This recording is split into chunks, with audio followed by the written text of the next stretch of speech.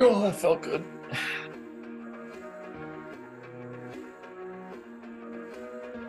And we are live. Welcome to the MLB Deeper Dive. It is Monday, July 17th. I haven't had to know the date for a while. I am Josh Engleman. I'm joined by Adam Scherer. We're brought to you by Prize Picks, and we're finally back with a deeper dive. It's good to be back after the All-Star break. I enjoyed the break, but I'm also ready to talk a little bit about baseball. So hit the like button, subscribe to the channel, hit the notification bell so you know when everything goes live. Follow us both on Twitter. Adam, what's up? How's your break? Uneventful, which I'm happy about. Yep. Yeah, I'll say same A lot here of for the sitting most around, part. a lot of nothing. Yes, I slept a lot. It was great. I did not sleep a lot, but I did get a shit ton of stuff done around here that just doesn't normally get done when I wanted to. So that was Yeah. nice. Yeah, I Helpful. told Offie my apartment now might be like the cleanest it's been since right after I moved in, just because I had friends from home come down one night and they hadn't seen my place. And I was like, yeah, make it not look like total garbage. There you go. There you go. Good time to bring a gal back now too. Yeah. I mean, I probably have like a 3-day window before I mess it all up again. Yeah, yeah. So do what you got to do. I watched you guys break this one down earlier today. I haven't had a chance to really talk about it yet, other than contenders videos, which have been out for a while at this point. But I'm ready to talk about it. I have one team that I liked that not as many people are getting to, so I'm liking that stand. I have one that I think everybody else is going to get to, and I'm not liking that stand at all. And you and I are going to have a conversation about how to best play it. But you ready to get started? Yep. We're going to start it off with your team, the Baltimore Orioles, hosting the Dodgers. Grayson Rodriguez on the hill for the O's, Emmett Sheehan on the hill for the Dodgers. It's a coin flip game, 4.8 run implied total for Baltimore, 4.7 for the Dodgers. Let's start with Rodriguez, I guess, 8,300, just 4% owned. I find him really interesting for today, but it's just a shit spot. Yeah, so I think he's interesting just based on his talent, his strikeout ability, and the fact that on this slate, it's just one of those slates where there's quality pitching, but a lot of them are in spots where, yeah, maybe it's not the Dodgers in 90-degree weather, but where it's, oh, well, this park sucks or the weather is really good for hitting or both. There's not many pitchers that are both good and in a good spot. So the lack of ownership coming into Rodriguez is sort of interesting. He showed up around 4 or 5% of the time in my DraftKings Sims video earlier. He was projected for about 1% ownership at the time. Like you said, now he's up to about 4. But it's still interesting to me. Like, I prefer Griffin Canning. I prefer Mackenzie Gore at that same price point just because they are in a little bit better spots. But I don't think either one should be getting 5 times the ownership of Rodriguez when you consider range of outcomes. We have him with an 11% chance of being a top 2 scoring pitcher. We have Gore and Canning at 12.5 and 12.7 and getting 5 times the ownership. So, those guys do project better, and I expect to get to them more. But in lineups where maybe you have more popular stacks, or you have like a popular stack and Logan Gilbert, I do think Rodriguez at least makes some sense in that type of lineup, just because he does have good stuff. Even earlier in the year when he came up, he made 8 starts. He struggled overall, but the strikeout stuff was there then. Struck out 26.5% of hitters or so, gave up a lot of power, walked too many guys. Or you'll send him back to AAA, told him to figure out how to A, throw strikes, and B, throw the ball where he wanted to in the strike zone. For the most part, dominated AAA. Fully earned his way back. His most recent start at AAA, he went 3 innings, but it was by design before the All-Star break. Prior to that, in the 6 starts he made after his demotion, he went 6 innings in 5 of them. He struck out at least 10 in 3 of them. He struck out 8 in another one. So, I mean, you're still talking about one of the best pitching prospects in baseball on a slate where you do have questionable pitching and he's not getting ownership, but it's a really tough spot. I have 8% right now. I'm hoping that I end up like right around that 10% mark. That would be perfect to me because I liked the upside. The strikeout stuff is there, but clearly facing the Dodgers is rarely fun. Any Sheehan on the opposite side? I think it's an even more difficult sell than Rodriguez, just because Rodriguez is the more developed prospect of the two. Sheehan put up massive numbers at AA this year, 41% strikeout percentage, but 4 starts in the majors, he's striking out about 19.5%. He projects to be around 23, 24%, but also facing a very good Baltimore lineup in Baltimore. It's hot. The same issues for the most part that you have with Rodriguez against the Dodgers apply to Sheehan as well. And he's probably just not as good a pitcher as Rodriguez right now either.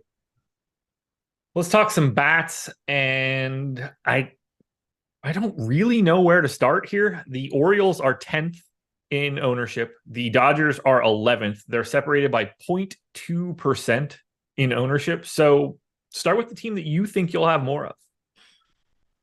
I will probably have more Dodgers just because I've had trouble getting to the Orioles for whatever reason this year. But I like both sides here quite a bit. This was the game in my article that I included as the game of the day, just because both offenses are so appealing and you have the Grayson Rodriguez upside as well. There's a lot of tournament appeal here, I think. Right now we have the Orioles 5th in top stack percentage. We have the Dodgers 4th, both teams getting 5 to 6% ownership. Both teams match up pretty well with, in a limited sample, at least, what the opposing pitcher has struggled with. Rodriguez has gotten lit up by lefties so far this year. Again, 8 starts, 304 expected ISO, 435 expected WOBA to lefties. Now, I don't necessarily think he continues having, certainly not to that extent, but I don't even know that he necessarily ends up being somebody that has splits issues going forward. He has a good changeup. It's been considered his best, if not one of his best pitches throughout his minor league career. So you could very easily see him just be good against lefties at some point. But when you're talking about Freeman and Muncy in particular, and then you also have Peralta, Hayward, Outman in this lineup, and the struggles he has had so far at the major league level, that's certainly pretty appealing. On the other side, Sheehan's given up an expected ISO of 234 to left-handed hitters in a limited sample so far. You have basically nothing but left-handed power in the Orioles lineup. So sets up as a really appealing offensive game here. Yeah, it's tricky. I don't really know what I want coming out of this game, because I think you can make a case for both sides of it, pitching and hitting. Like both the Orioles and the Dodgers rank high enough in their top stack odds. Neither one of them is like excessively cheap, and I think that's maybe the only thing stopping me here. I'm puzzled by this game. I feel like it's very clear that you're going to want one piece of it, but you could tell me it's any one of the 4 and I would believe it. I actually think both offenses are relatively inexpensive for what you're getting. Okay. Just in that, so like the Orioles in general, they have one. Rutschman's the only guy above 5K on DraftKings. But once you get past the Henderson, Rutschman, Santander part, Mountcastle's 4,400, but O'Hearn's 3,500. He's the 5th most expensive guy on the team. He's batting cleanup, 137 WRC plus this year. With the Dodgers, you have more expensive guys. Betts and Freeman north of 6K, Smith and Muncy north of 5, but a $4,600 price tag on Muncy is a pretty nice discount. And then once you get to the 6 through 9 part of the order, obviously they're not the same caliber of hitters, but they're cheap. And you can grab 1 or 2 of those guys, round out your stack, and just have a really high upside team. What do you think's limiting the ownership then with the Orioles at 10th and Dodgers at 11th? It does feel like they should be a little bit higher, right? Or am I crazy? So I think it's probably that they're not, like I said, I don't think that they are overly expensive as full stat. Like if you just, pick throughout the lineup, you can find value in those lineups. But I think it's kind of a weird slate where you have a free Tigers team facing Jordan Lyles. You have a free San Francisco team facing Brandon Williamson. Like those teams from a value standpoint are going to pull so much ownership. The Guardians aren't exactly expensive. They're 3rd in top stack percentage. You have Kansas City in a pretty good spot. They're always free. So I think it's just probably that the teams that we look to for value a lot, and a lot of times you're saying like, well, I don't really want to play these guys, but they're cheap. Now they're actually in good spots. So I think that's probably driving down teams like the Dodgers and Orioles a little bit. Rank the game. So I wanted to comment on Andrew Jemison. He laughed at the best pitching prospect in baseball having upside, but he said he's been so bad, and how deep can he even go if he does pitch well? So even when he has been bad, he struck out 26.5% of hitters, even while struggling in the majors. And he can go as deep as any or most starters if he pitches well. Like he's fully stretched out. He went 6 innings in 5 of his 6 real AAA starts. 33% K rate in those AAA starts too. Yeah. There's a huge difference here. Like Rodriguez is not a safe play. He's not even a good play in the sense of like expecting him to do well. Like if you're playing cash games or something, you should never even consider him. But I mean, upside is the one thing you can't even argue here. Yeah, the hand wave of the upside is the weirdest piece of all of it. You want to just like not like him today because he's facing the Dodgers. That's a very reasonable stance to take, but upside is all that he is. Right, especially on a slate like this. I mean, the highest strikeout percentage on this slate is Luzardo, I believe, at like 29% for Luzardo, 28% for Gore. I mean, Grayson Rodriguez has the 3rd highest strikeout percentage on this slate, while sucking. Yeah. I mean, we're also like, we got to pump the brakes on awfulness here. Like 4.1 Sierra, 3.9 xFIP. Yeah, I was gonna say also 3.9 xFIP, like 2.58 home runs per nine. He did really struggle in terms of expected numbers to lefties, as I mentioned, but that's also not something that's likely to continue. He does have a very good changeup. That's a pitch that you can offset opposite-handed hitters. So that's the other thing I was gonna say was his actual results were also worse than a lot of his underlying numbers. Yeah, so we'll keep our eye on it. But yeah, upside is what I see when I look at Grayson Rodriguez for today. Pirates and Guardians, 4.3 run implied total for the Pirates, 4.8 for the Guardians. I don't know what this guy's real name is. It's either Quinn Priester or Charles Priester. It's something different on every site. So go whichever direction you want to go. And then it doesn't get any better on the Guardian side for Xavier Curry. I don't care how you say that one either. Are we rostering either one of these pitchers today? No. Curry's been working out of the bullpen all year. Priester doesn't project to be anything good at the major league level. Nez, I think, immediately disagrees with me. That's fine. Glad we're not talking about them any longer. So let's talk about the Cleveland Bats. 6th in ownership, 4th in top stack, 8th in top value. This is one of my two favorite teams for today, although I really do generally hate it for righty power in Pittsburgh. Lefty power is totally fine, and there are a lot of lefty bats in the Cleveland lineup today. Yeah, there are 4.7 implied run total. I haven't run anything since the Sims video this morning, but Cleveland was showing up as the top 5-man stack in that video for me on DraftKings. And Priester just doesn't project to be particularly good right now, at least in the majors. Now, the Guardians aren't great either, but they are a team that started off the year really slowly. They've gotten at least a bit better, and you expected that to be the case just based on who's in their lineup. Jose Ramirez is always going to be a really good play, really high upside play no matter what. But then you get pretty cheap options elsewhere. 3,900 for Naylor is a good price. 2,800 for Josh Bell if you can't find the money for Naylor at first base. Kwan and Rosario don't give you a ton of home run upside, but Kwan puts the ball in play at least. Rosario can steal bases. Brennan's cheap. Jimenez is 4K. So I don't love the park. I don't love the offense, but still a 4.7 implied run total. A favorable matchup against Priester. I'm with you as far as getting to them. Yeah, I'm a little nervous. We do have some weather concerns here, but I generally don't care too much when it comes to bats. It's either does the game happen or not. Otherwise, you're good to go. At least we're not looking at any of the pitching here. But yeah, I'm getting to a whole bunch of Cleveland. I was getting to more earlier today. Getting a little bit less so now, but they are still my number 2 stack. What about the Pittsburgh side? They're kind of the inverse here, where they don't look good from a top stack variety, but they are certainly cheap. They're cheap. I don't really like getting to them in this park in a bullpen game. Just not overly appealing. 4.3 implied run total. I do like the price tag on Jack Suwinski in particular. Just a good hitter. You do also have Endy Rodriguez up as a 2K flat catcher, top 100 prospect, but nothing that really stands out there. Yeah, I'm doubling up on Brian Reynolds, which is fine by me on a day like today if he's going to be hitting from the left side, at least against Curry. We'll see where that ends up after that. And I've got a little bit of Sawinski. I basically don't have anybody else, but if I'm going to have 2 guys from the Pirates, like that works for me, getting their 1 and 2 hitters here. So otherwise, I don't have much that I want to say about Pittsburgh. Yeah, somebody has specifically asked about Priester as a sinker ball guy. I have no idea what he throws. I know he has a 53.5% ground ball percentage at AAA, but rest of season in the majors projects for like 1 to 1.2 home runs per 9, 4.5 to 4.8 FIP. Just not something I'm going to care about all that much. It took me a while to find him today because in Steamer, he is Charles Priester, and that was incredibly annoying for me. It's his real name and all, but I just wish that there was like a name database for every single sport, and there was just like one acceptable name that everyone used, because it is really a pain in the ass. It's such a pain in the ass. All right, I got nothing else here. Rank the game. That should not be hard. Well, the rest of it should be hard. The first part's easy. Yeah, I mean, I think it's Cleveland, Pittsburgh, Priester, Curry, just because I'm not paying $8,900 for a guy to throw an inning.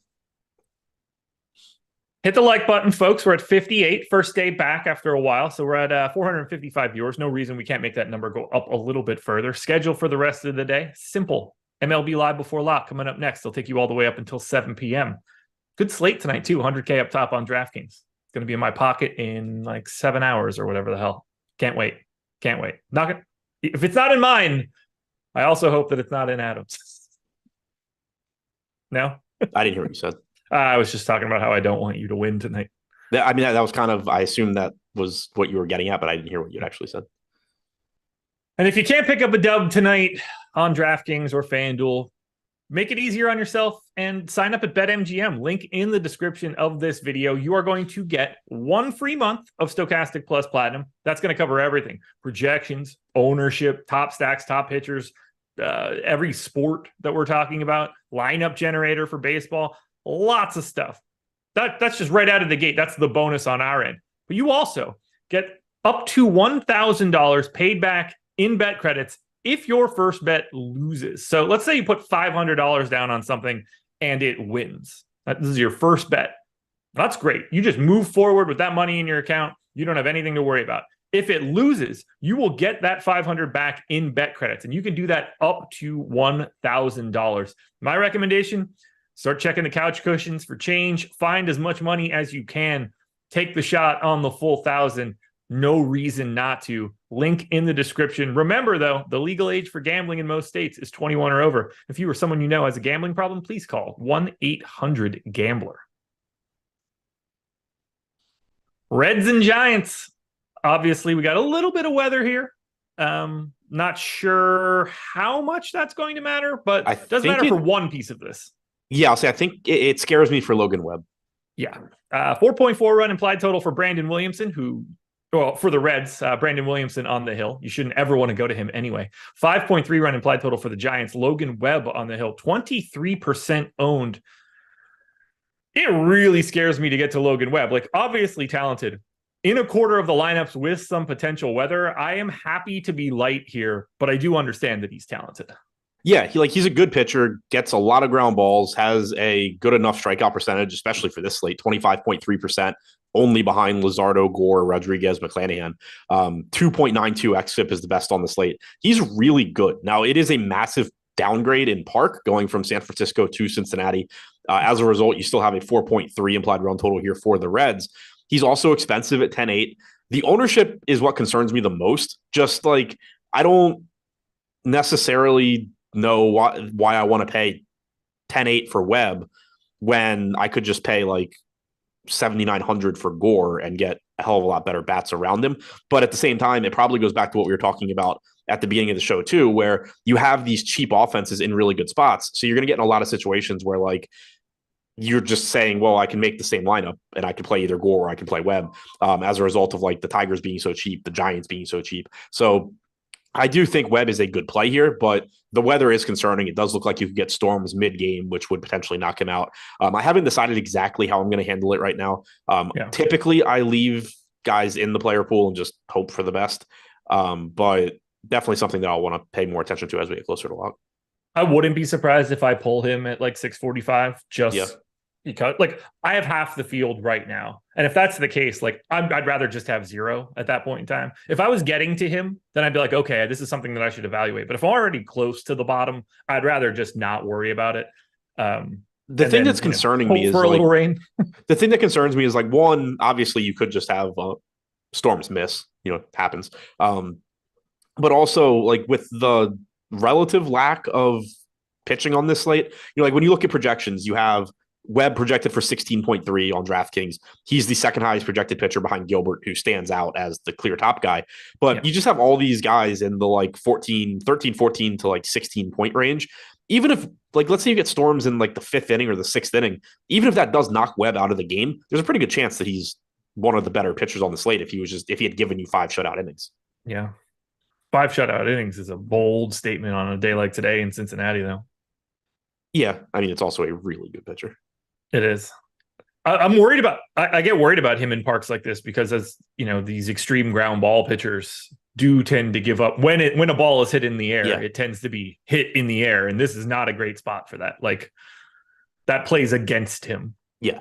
Yeah. I mean, my concerns here are still like, I don't love paying that price for him in this park at that ownership. And then you add in the rain also. But just from a rain, I guess the way I'm looking at it is if I really love Logan Webb here, I would probably just, at least the way things look right now, just hope for the best with the weather. Like you were saying, if you're not getting to him anyway, then it makes sense to just say, okay, I'm just going to all the way not get to him. But right now, I think I would kind of just let the weather, like I'm planning on just hoping for the best with the weather, but we'll see what happens. Is there any way to disagree that the Giants are the number one stack today? No, I think it's pretty obvious. Okay. So here's my only struggle, and I know you're going to share my thought process here. Are you worried about the Giants today as a stack from any sort of pinch hit risk? So I do mostly like the lineup they ran out as far as that goes. Slater's leading off. We assume he's going to turn into somebody else as soon as they bring a righty in, unless the game's already a blowout, which certainly could be the case here against Williamson. But you have him leading off. I don't expect Flores to get pinch hit for often. Conforto's a lefty, so no real cause for concern there. Davis should be fine. Patrick Bailey's fine. Yastrzemski's a lefty. Matos probably gets pinch hit for. Schmidt maybe. But the middle of the order, I think you actually feel pretty good about. 2, 3, 4, 5, 6 should all be fine. And then, Slater is cheap enough. You certainly can still play some of him, some of Matos and Schmidt. So I'm not overly concerned about them here, especially because of how cheap they are. Does that bring them down to you at all? I mean, a little bit, but it would be different if the middle of the order were like, if there was one or two more guys in here that I was concerned about in the middle of the order. Okay. I'm getting to a ton of them, getting I don't know what to do about it. You're getting a $3,200 Wilmer Flores against Williamson in Cincinnati. You're getting a $4,300 JD Davis. Patrick Bailey batting fifth at catcher, only $3,800. Like, I like those guys so much that I'm not really concerned about, I'm going to get some Slater and he's probably going to get pinch hit for, or, I'm going to get lefty Conforto, Williamson. Like, even that, Conforto's $3,600 batting third in this lineup. I'm mostly still liking the Giants. Do you have any interest in getting to the Reds? Not particularly. Webb is really good. This lineup is mostly expensive. I do think it's worth mentioning Christian Encarnacion Strand is up 2K flat. Guy projects for about a 110 WRC plus rest of season in the majors. ISO north of 200. He can hit. He's not going to be 2K for long. This isn't the matchup, but he is 2K flat. And if you just need a high upside bat for cheap, go for it. Or if you're trying to get to the Reds, and you're saying, well, how can I get De La Cruz, a few 4K guys? That obviously helps. It's wild to me that he's 6,300. Like, I know why he's 6,300. Oh, De La Cruz. Yeah, that is such a massive price tag for someone whose real life results are slightly outpacing just like standard projections.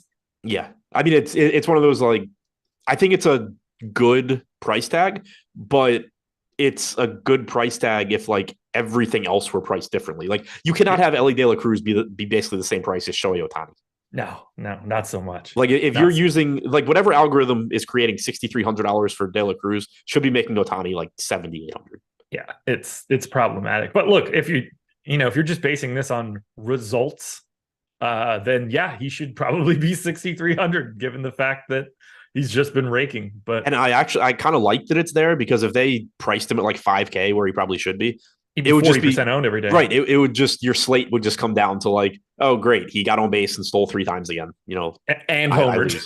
Right. I lose.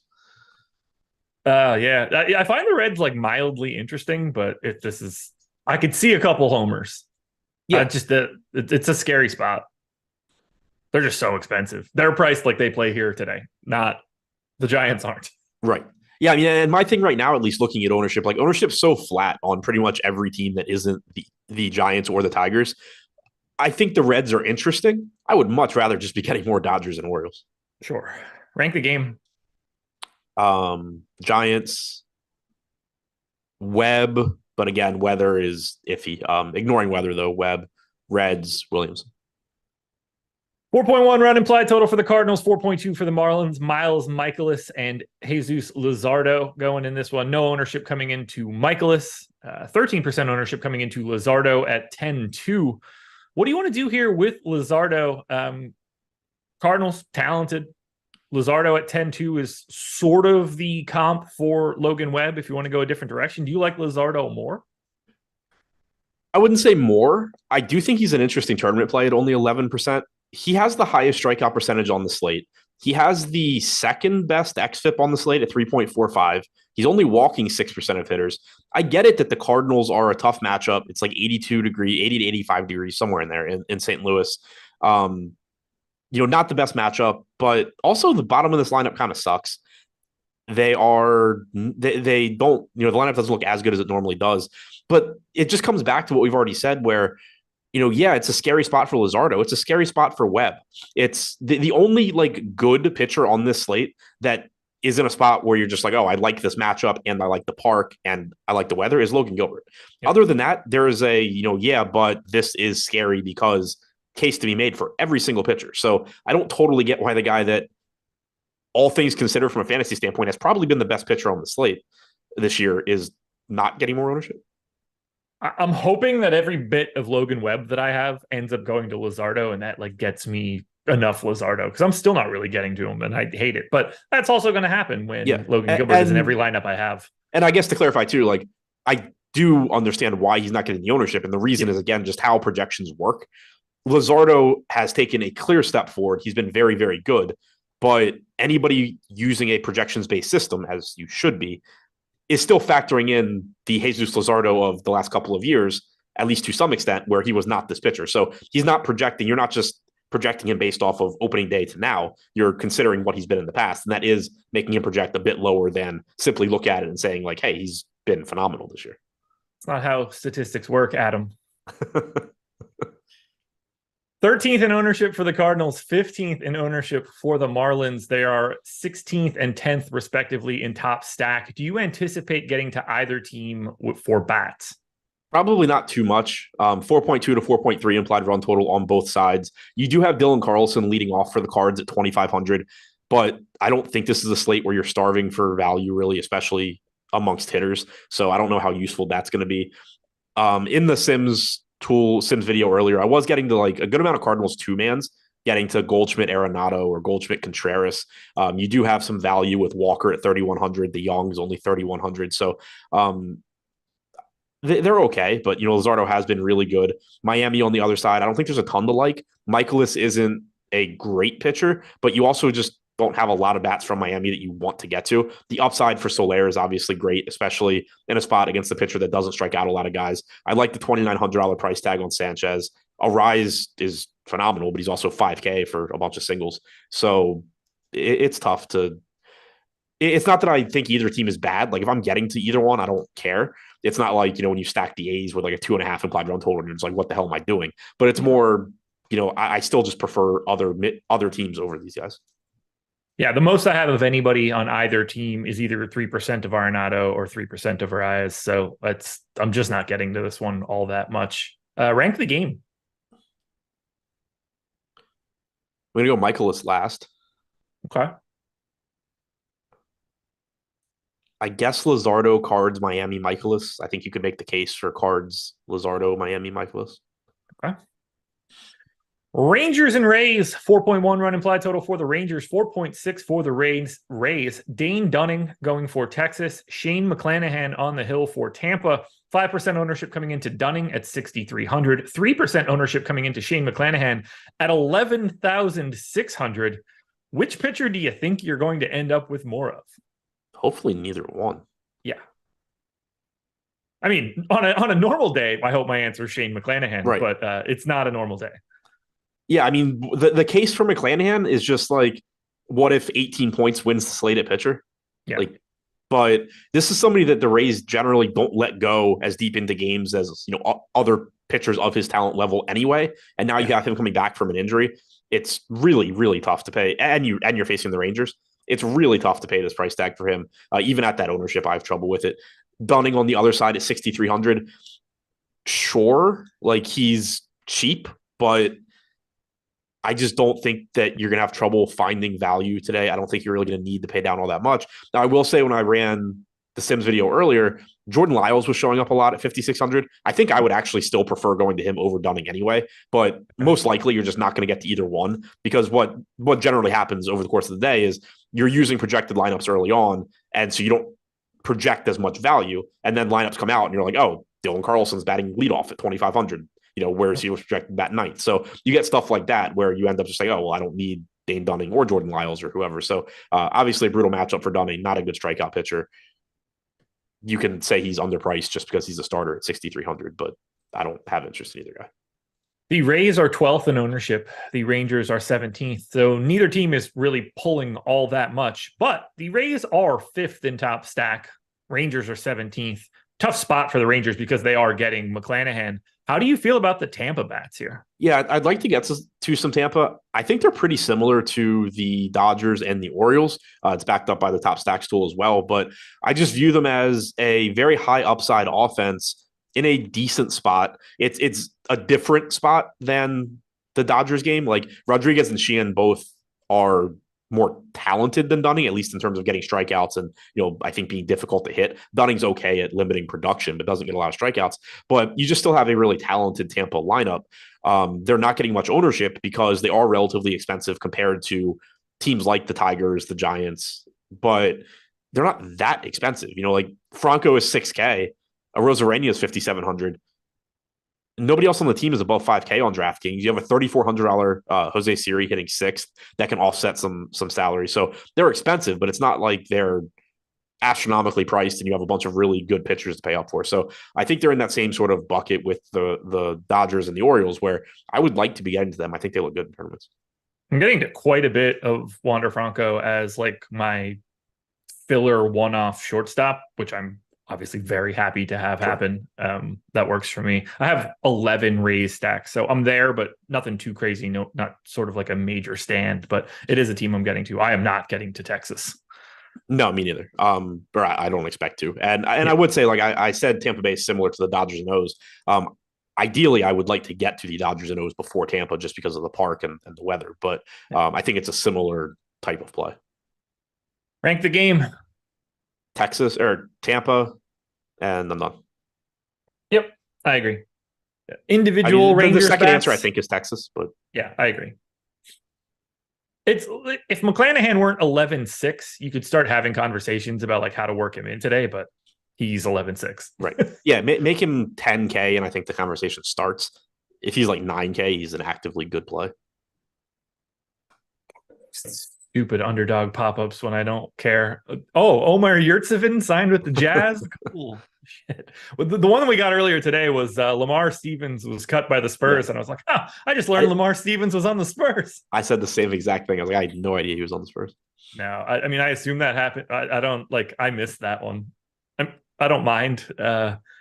I'd probably be more mad at myself if I did realize that Lamar Stevens had been on or like was now on the Spurs, because that meant I paid way more attention to free agency than I should have. What you should pay attention to is Prize Picks, the presenting sponsor of this show. Link in the description. That's what you want to click. This is as easy as it gets. You'll get up to $100 on your first deposit at Prize Picks when you make that deposit. And you'll get 1 month of Stochastic Plus Platinum for free. Now, here's the big piece for you guys. I put out a Prize Picks video every day. Yesterday didn't go well. Still picking 63% winners over the last 100 plus plays. If you're in the comments of the video, you probably don't understand that, but I promise you that's a good thing. I'm going to hit Adam with a couple plays on Prize Picks for today. I pay closest attention to hitter fantasy scores. I think that's the most easily beatable projections that end up on Prize Picks. I'm going to give Adam a couple of my favorites for today. We just talked about him right now. Wander Franco more or less than 7.5. Man, I hate that terminology thing. More.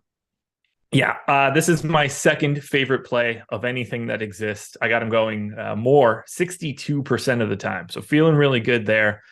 How about this one? The line is set at 7 for Stephen Kwan. Over or more. Yes, agreed. This is my number one play for today. 7 is just too small of a line. How do you feel? We didn't get to this game yet. Cody Bellinger. Don't know if he's in the lineup yet or not. Wouldn't be surprised if he's not. Line is set at 7 against Mackenzie. He's batting cleanup. He is. Okay. I wanted him to play because I think spot sucks. More. Ooh, more. Okay. This is a firm less for me. We're going to do one more. Riley Green, 7.5, more or less. Assuming I'm about to say more. Yeah, more. Josh missed the Stevens move, but tweeted out Dante Exum charts. If I was Stevens, I'd feel disrespected. Yeah, that's fair. Speaking of charts, you should delete that Bellinger one and go look at what Gore's done against lefties this year. Is it bad? 415 expected WOBA, 215 expected ISO, 432 pitches. I'm looking at it right now. Anyway, less than on Cody Bellinger. Those are the plays. Check out my Twitter or check out our Odd Shopper YouTube channel for my daily prize picks video, or check it out on Chalkboard. I post those plays at about 8 a.m. every single day. All right, let's keep it moving. Nice time. We got Red Sox starting pitcher. And it is Bernardino. Okay. So no real news, just just enough to say that Nick Pivetta is not starting this game. Yes. Cubs and Nats, 4.7 run implied total for the Cubs, 4.2 for the Nats. Drew Smyly and Mackenzie Gore going in this one. 6% ownership coming into Smyly, 20% ownership coming into Mackenzie Gore. I kind of have them opposite in terms of ownership. Not fun. Don't like getting to Smyly. Let's have this conversation now. And I assume let's start with Gore. Yeah, I mean, when I ran my sims earlier for the video, he was my second highest owned pitcher on DraftKings. Came in at like 41%. But part of that was at the time, Pivetta was being projected everywhere to start and get like 30% ownership. So Gore was like a pivot to him. So I don't necessarily anticipate getting that far above the field anymore, but he is still a high upside option here. Scary matchup. Cubs run total has gone from about 4.6 this morning to about 4.85 now. Don't love to see that. But Mackenzie Gore does have the second highest strikeout percentage on the slate, fourth best xFIP at 3.75. He does have home run issues. He does walk too many guys. In no way is he safe, but we've said it a bunch. There's not much that is safe on this slate from a pitching standpoint. So I think that 20% ownership makes sense on him. On Smyly, there's a lot less to say that you can get excited about. Like, he's $200 less expensive than Gore, and you're talking about somebody that has a 19.5% strikeout percentage instead of 27.8%. He has a 4.9 xFIP instead of 3.75. He's so much worse than Gore, but he's facing the Nats, not the Cubs. 4.2 implied run total for the Nats. That has also come up since this morning. They were at, I believe, 3.9. So Smyly, I think at that ownership makes sense as like a Grayson Rodriguez type play, like polar opposites from Grayson Rodriguez in terms of what they are capable of doing as a pitcher, but just low owned and has the ability to, be good enough. But Gore's the one that I think you actually get excited about at that price tag, even though it is a scary matchup with the Cubs, even though I do think the Cubs actually are a pretty appealing stack as well. Yeah, it seems like Smiley's the guy that I'm getting to in that range. A lot of it has to do with just the fact that he's low owned. It's a solid enough spot against the Nats, not a ton of like worrisome bats on the opposite side. I don't mind the weather in Chicago for today. I think that's kind of appealing. Light wind at best, blowing in at best. 74 degrees, so it's not like crazy hot or anything. It's a good day, I think, to try to get a Drew Smyly start in Wrigley. So that is happening for me for right now. It's Drew Smyly, though. Like, I'd prefer it went away. Yeah, it's Smyly's somebody I've gotten to a decent amount this year too, and it's always like that. I've said it before, like, he's one of my least favorite guys to talk about. It's just like, yeah, he's got slightly below average strikeout stuff. He's slightly below average at preventing runs, but he's not terrible. What do you want to do with the Cubs, who are third in ownership right now? Yeah, so I like the Cubs here. I don't love the ownership, but again, keep in mind with, no team is pulling a ton of ownership today. The Tigers and Giants are at the top at 10 to 11%. Everybody else is like 8% aggregate or below. I think the Cubs are a pretty nice combination of upside and salary relief. The most expensive guy on DraftKings in their lineup is Nico Hoerner, leading off at 4,400. Bellinger's 4,300. Morel's 42. Everybody else is 3,500 or less, and you get some nice positions in there too. Hoerner, second base, shortstop. Getting a guy that has upside at those positions is nice. Yan Gomes is batting fifth at 3,300 for a catcher. Don't mind that. And sort of alluded to it a minute ago, but I really like Bellinger here. Who knows if these splits end up being real for Gore? Chances are they at least come back to earth a little bit, and he's not giving up, 400 plus WOBA to lefties. But Bellinger has hit left-handed pitching well. He's hit well overall this year. He's relatively inexpensive. Gore has had those issues so far. So I like Bellinger individually, but Hoerner, Suzuki, Happ, Gomes, Morel, Patrick Wisdom batting ninth. I mean, would almost guarantee there's not a better power hitting 9-hitter on this slate. Yeah, I'm with you there. To me, I don't expect to get to the Cubs all that much. Maybe that'll change a little bit, but I did not really have them on my previous run, 10% in the aggregate. that's individual exposures, not like 10% of 100%. Yeah. Anything for you on the Nats side? They just sort of look like a worse version of the Cubs. Pretty much how I see it. Lane Thomas individually is good. I don't mind Meneses. I don't mind Garrett. But the problem is just like you have teams in better spots at similar price points today. Rank the game. Gore, Cubs, Smiley, Nats. 4.3 run implied total for Adams Royals, 4.9 for the Tigers. Jordan Lyles on the hill for Kansas City, pulling no ownership at 5,600. Matt Manning going for the Tigers, pulling no ownership at 6,800. How much of your boy Jordan Lyles are you trying to get to today?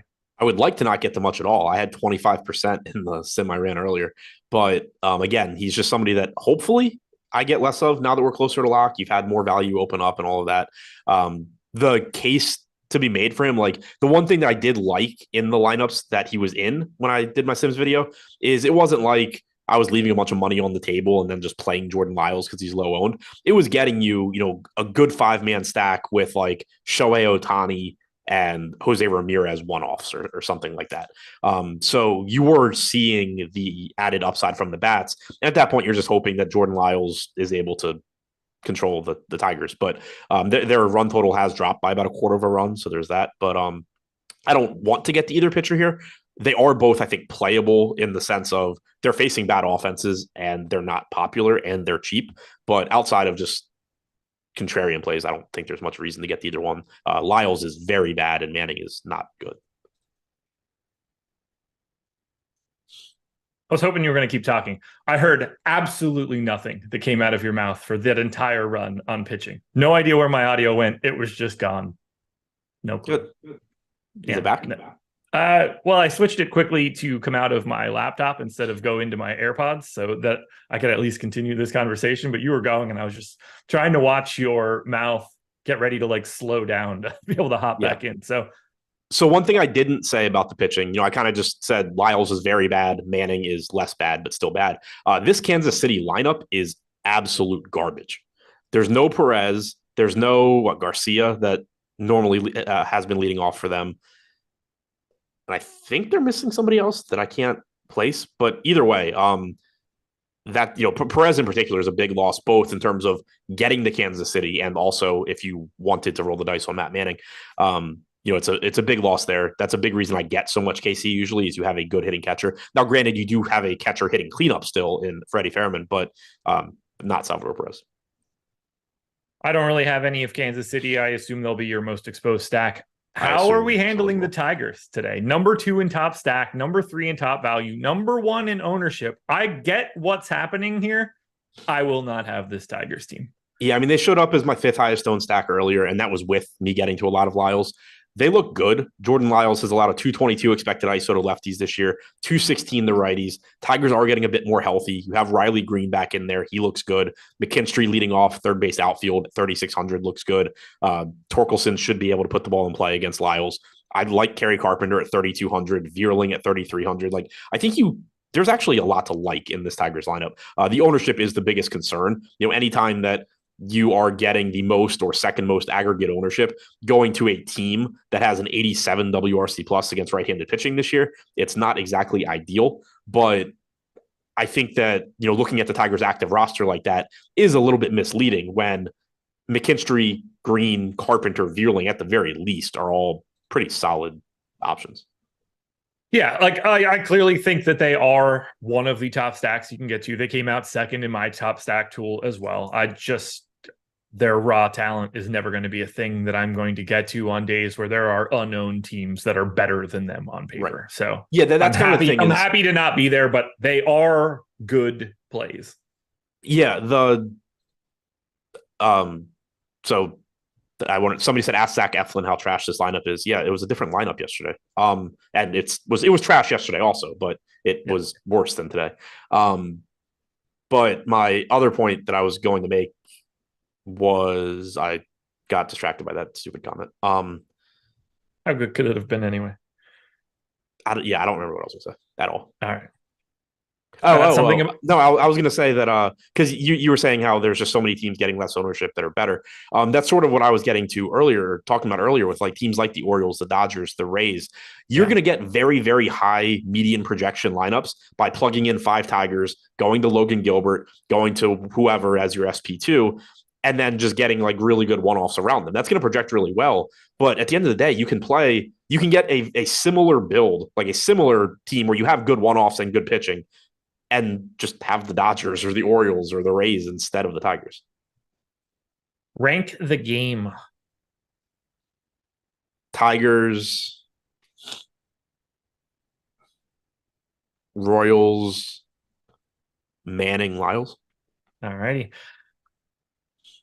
MLB Sims tool. We talked to you guys about it a lot, pretty much every single day. We should. It's a fantastic tool. Adam puts out an MLB Sims video Monday through Friday, early afternoon. Would that be about the right time for that? Yeah. And you're just breaking down what you're seeing for the day using our new Sims tool. This is the new for Stokastic. This is a tool that does not exist elsewhere in this industry. We're taking that next step past just simply optimizing your lineups. You are importing a crunch, and those lineups are going to get simmed against each other, and you're going to end up finding out expected ROI rates for each individual player in lineups, for individual teams and stacks, for your lineups as a whole. You are getting significantly improved data to what we had previously. This is the new standard in DFS. You're going to see it more and more everywhere. Remember where it started. It's right here. Come join us. It's $180 a month. I don't have a promo code for it. I've got nothing else to add. Adam's doing Sims content every day. Greg's putting out Sim videos on Twitter basically every single day. It's a fantastic tool. I love what it's doing for MLB. I love being able to run these simulations and see where am I picking the right lineups? Is there something that I'm doing in my system that I should be doing a little bit differently? I have so much more data to use, and the tool is simple. Upload your lineup CSV up to 2,000 lineups, and basically click run. There's not a lot to do after that. It's a pretty easy process, and you can get from point A to point B pretty quickly. We have some explanatory videos that you can watch on YouTube as well that will let you walk through that Sims tool. But check out Adam's content, check out Greg's content, sign up for the Sims tool using the link in the description. Yeah, I mean, to me, like the great thing about it is it just kind of like contextualizes all the different things you talk about on a show. You know, you talk about projections, you talk about range of outcomes, you spend all this time trying to like harp on, well, this pitcher has a higher ceiling or this offense has a higher ceiling. Simulating stuff brings that all together and in the best way that you really can. Yeah, I love digging into the data. I'm so pumped to see what it looks like a year from now with features that get added in, like filters, things that you want to see even more. Yep. We're at the beginning and it's still awesome. So I can't wait to see what it looks like down the line. Angels and Yankees, 4.7 run implied total for the Angels, 4.3 for the Yankees. Griffin Canning going for the Angels. Luis Severino going for the Yanks. 18% ownership coming into Canning, 5% ownership coming into the Yanks. How do you want to handle the 18% ownership coming into Canning? I like him, but scary spot. There's a lot of power. Yeah, it's similar to the Mackenzie Gore spot for me. I think that the ownership here is fine. One thing to keep an eye on here, we still have Nick Pivetta getting 22% ownership. Maybe that'll happen. I have a hard time thinking a relief pitcher is getting 22% ownership at 7,300, and he's in the same price range. So, like, if Pivetta's ownership projection does end up coming down, you are likely to see a bit more go to Griffin Canning. You're likely to see a bit more go to Mackenzie Gore. But as is, the way it stands right now, 20% ownership coming into Canning. Like, I would much rather find $900 for a starting pitcher at 8,200 than a reliever at 7,300. I don't care if one's facing the Yankees in LA and one's facing the A's in Oakland. So the way it looks right now, Canning looks really good to me. As things change, if you do see that ownership come up on Gore, come up on Canning, then he's still going to look good, but you're going to get it just becomes more and more appealing to then pivot to, Grayson Rodriguez, for example, at a fraction of the ownership. Severino, 6,900. It's such a tough sell there. Yeah. I mean, I was over the field when I did my video earlier, but in the sense where he's getting 4% ownership, and I think I got like 8. He's been flat out awful this year. He's sort of the opposite of Luzardo in that he doesn't project well here, but he projects at least like a serviceable pitcher because he's been good for his entire career. If you were just projecting him based off this year, like he would be one of the worst pitchers on the slate. And it's in a bad park for pitching. It's a scary matchup against an Angels lineup that should have a lot of power. It's not out yet, but should have a lot of power. So it's sort of the opposite where he's getting pulled up a little bit, looks a little bit better because of what he's done in the past, whereas Luzardo looks a little bit worse. But outside of just hey, he's 6,900, he's not getting any ownership, let's hope to get lucky, I don't have anything good to say about Severino. Over 2 home runs per 9 so far this year, xFIP north of 5, 17.8% strikeout percentage. There's not a single stat I can point to on Severino that looks good. No, there's not. So let's talk about stacks in this game. I think that's where we move to now. Angels and Yankees are both basically tied in top stack percentage. Angels are 8th in ownership. Yankees are 8th in ownership. Which side of this one do you prefer? I was getting to more Yankees earlier. I would like to get to more Angels. We don't have their lineup, but their projected lineup looks really good in terms of upside, but also being inexpensive. Shohei Ohtani is probably the best hitting play on the slate at 6,600. Mentioned how bad Severino's been this year.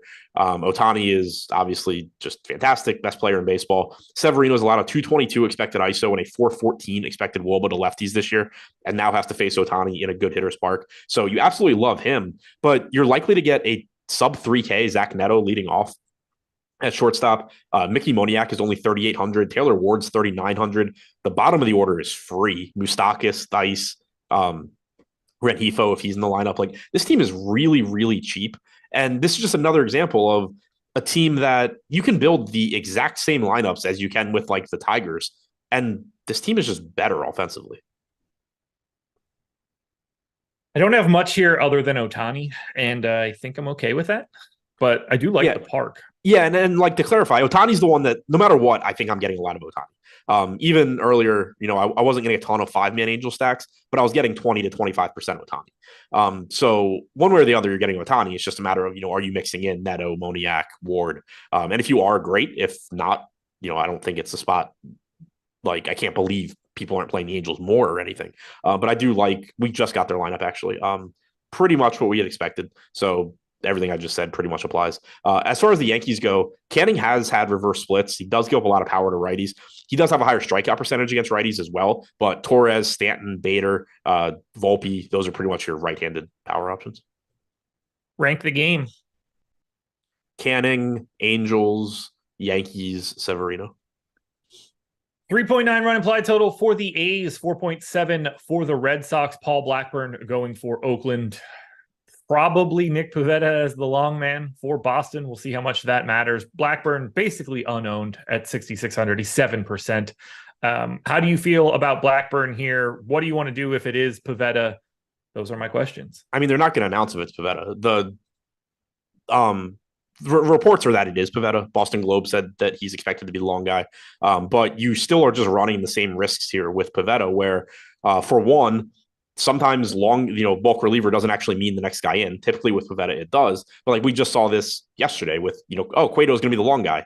And then it turns out Cueto was like the 4th pitcher into the game for Miami. But the big concern, bigger than that, is just when you are the bulk reliever, Pivetta can give you 5 innings. He did it his last time out, 76 pitches, 5 innings, great. But you're just that much closer to the back end of your bullpen where the manager wants to get them in, as opposed to when you're starting. It's like if Pivetta were starting this game, I really liked him because it's like, all right, if he's pitching well, he can give you 6 innings here.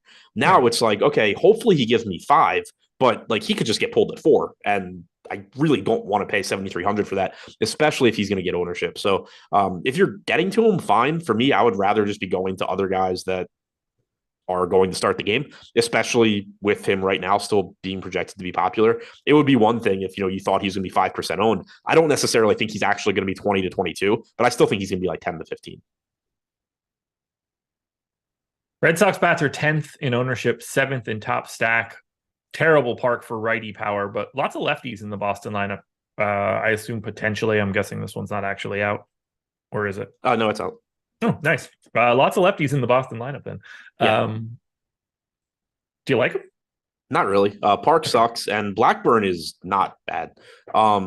He's another guy we talked about at length the other day, where he has just made changes and is a Yeah. totally different pitcher than he has been previously in his career. So his median projections are still not telling the full story of what he has done this year, and they shouldn't be because again, that's not how projections work. But it's a case where he's likely to be better from this point forward than he's ever been in his career. Lefties this year have a sub 100 expected ISO against him, 291 expected WOBA. They're striking out 27% of the time. I actually think that Blackburn is somewhat interesting as a tournament play at 6,600 at 8% owned. I don't know that I'll get a lot, but as a whole, but he's another one of those guys where if you're getting to a popular offense and you don't want to take on a popular SP2, Blackburn really, from at least from like a upside standpoint, I don't think he's that much worse than most of these other cheap guys. So no Devers, like he's going to look a lot better when I yeah. rerun this. Yeah, good point there too. I was looking at the lineup, I was like, something's missing, but I couldn't figure out what it was. So not a good park. I don't think it's a great matchup. I think this is a situation where, and I've said it before, it's one of the more in baseball. I think it's one of the most difficult things to handle. I think the implied run total and projections in general for the Red Sox are just going to skew high against somebody like Blackburn. There's not a lot I can do about it. I'm not going to go in and just like manually slash all of my Red Sox projections, but it is a spot where there is definitely evidence to suggest that, not that the Red Sox are bad or can't come through, but that, maybe this should be like a 4.5, 4.55 implied run total instead of 4.75. I can't imagine you're going to the A's bats. I really hope not. Okay. Rank the game. Red Sox, Blackburn, Pavetta, A's. Okay. Final game, folks. Hit that like button. We're at 127 likes right now. 850 people in here back to watch us do our thing post All-Star break. 3.9 run implied total for the Mariners, 3.4 for the Twins. Logan Gilbert and Sonny Gray. Gilbert 46% owned at 9,800. Sonny Gray 24% owned at 9,600. I have 94% Logan Gilbert right now. So for anybody that wants to know what's going on with my pitching, today's the day to get away from Logan Gilbert, folks. What do you want to do with him? Yeah, I mean, this is the game where it's baseball, and obviously things happen and these plays fail all the time. But this is the game where it's like, all right, we have good enough matchups, we have good pitchers, we have good, a good park to pitch in, best pitchers park in baseball. You don't have to worry about the heat and humidity that you do in all of these other, so many of these other games. Logan Gilbert at 9,800, 24.8% strikeout percentage, 3.69 xFIP this year. Pretty clearly, and going up against a Minnesota team that has a 28% strikeout percentage on their active roster. Pretty obviously the best combination of just everything on the slate. Salary, projection, upside, ability, park, all of it is Logan Gilbert. And that's why he's getting so much more ownership than everybody else. But Sonny Gray looks good as well. $200 less than Gilbert. We saw a weird stretch where Minnesota was like limiting him. He was getting pulled really early in games. But that's seemingly gone away. That's not to say it's not going to just suddenly come back. But recently he has been getting back to, 90, 100 pitches like you would like to see. The Mariners do have strikeouts in their lineup. Not to the same level as the Twins, but they still have a 25.5% K percentage on their active roster. Sonny Gray has a 24% strikeout percentage, 3.77 xFIP, two of the best pitchers on the slate. Yeah, I have nothing else to add there. And I think we're probably both on the same page here. We're not all that interested in Mariners bats or Twins bats. The only thing I would add is the Mariners are cheap. And we've had this exact conversation about the Mariners before, where in your largest field tournaments, I mean, DraftKings has a 100K to first, 25K to second tournament today.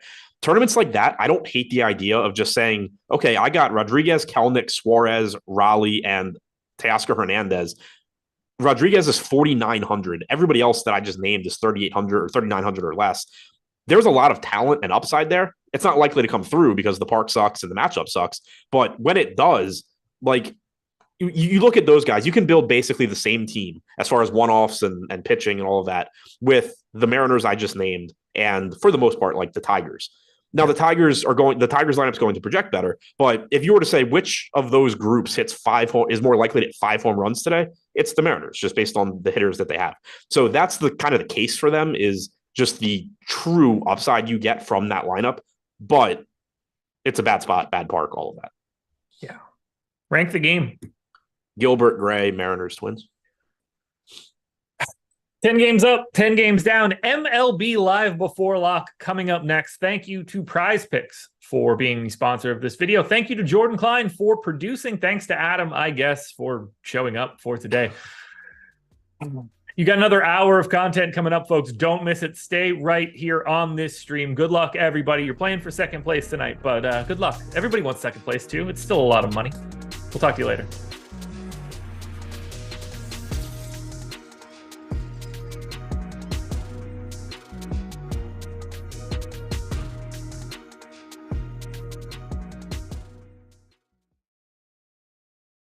Yo, it's that time of week again. Time to induct some of you wonderful people into the Stochastic Hall of Fame here, and also give away a whole bunch of free subscriptions to Stochastic Plus Platinum, $120 value, and all you got to do to get in on this fun, crowning achievement, gather the family around, say, honey, I'm in the Stochastic Hall of Fame. Come watch. They're about to announce my name.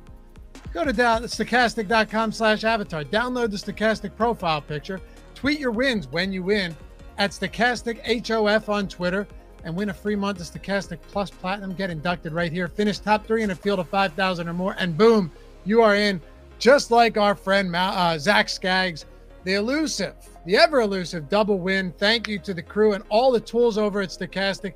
Not getting the free month, but representing Stochastic here. I can appreciate that. 2,000 and 250 here in the squeeze and the line drive. Shout out to Zach for a really nice day. And our friend Kenneth Malakar. I don't know what to say. I want to thank all you guys for all the good advice, not to mention all of you guys in chat. Great community of people. Finally, the Hall of Fame, 3rd out of 7,400, $1,000 for a boy who has supported the channel and the site for a long time now. Congrats, Kenneth. We love to see it. And Timmy, first off, Lavi, I'm gonna be up here a lot now, so get it down. The TX is like a CH. So basically, Cha Kiang, listen, dude, I'm going to be doing this a lot as well, and I can assure you I will not get this down anytime soon, but congrats to Timmy. Love to see it. But, man, not a lot to most y'all, but I'm going to say this. I know nothing about golf, but making nice finishes goes to show you how it's getting done. Pay the man. $800 and a free month of Stochastic. Congrats, Timmy. I'm just kidding. Timmy Cha Kiang. And then how about Derby status or Perez status? Second day playing DFS, and I shipped the $1 25K mini max for $2,500 and placed second in the $3 MLB 20K moonshot for $1,000. All thanks to Stochastic and the guys there with the great insight and the MLB lineup generator. $4.48 for your first week. You know it. Link in the description, baby. Keith, I'm gonna need a punch card at this rate. Yeah, he's been here. He's been up a lot lately. Keith, $300 in the 7,500 solo shot. Next up is Matt. Shout out to the team at Stochastic for helping me out last night. 350 win there in the 10K Wednesday MLB pinch hit. And we keep moving forward with David Colasanto. Almost hit a 4-figure payout twice in a week. I'll settle for second place and a $200 ROI. Thanks again for the advice. Hell yeah, man. Second place out of 7,100 in the mini max. Take that all day long. And Nate Larson, not enough entries to qualify for the free month, but shout out to the lineup generator. 2 of the top spots. I've said it a million times, guys, whether it's high stakes, low stakes, we got you covered. Just like internet points or it's depletes. Not quite enough to retire early, but who needs that when there's the Stochastic Hall of Fame? See this $25 and $850 in the nickel, $600 prize pool, first out of 14,000. But as long as it's top 3 in a field of 5,000 or more and you're not chopping more than 3 ways, you're in. $120 free month. What better way to do it than that in some of these low stakes contests? Shout out to It's the Pleats 99 and everybody else. Welcome to the Hall of Fame. You've now been inducted, or welcome back if you've been here before. Remember, download the Stochastic profile picture at stochastic.com/avatar. Tweet your wins at Stochastic HOF and get that free month and get inducted every single Monday right here in the Hall of Fame.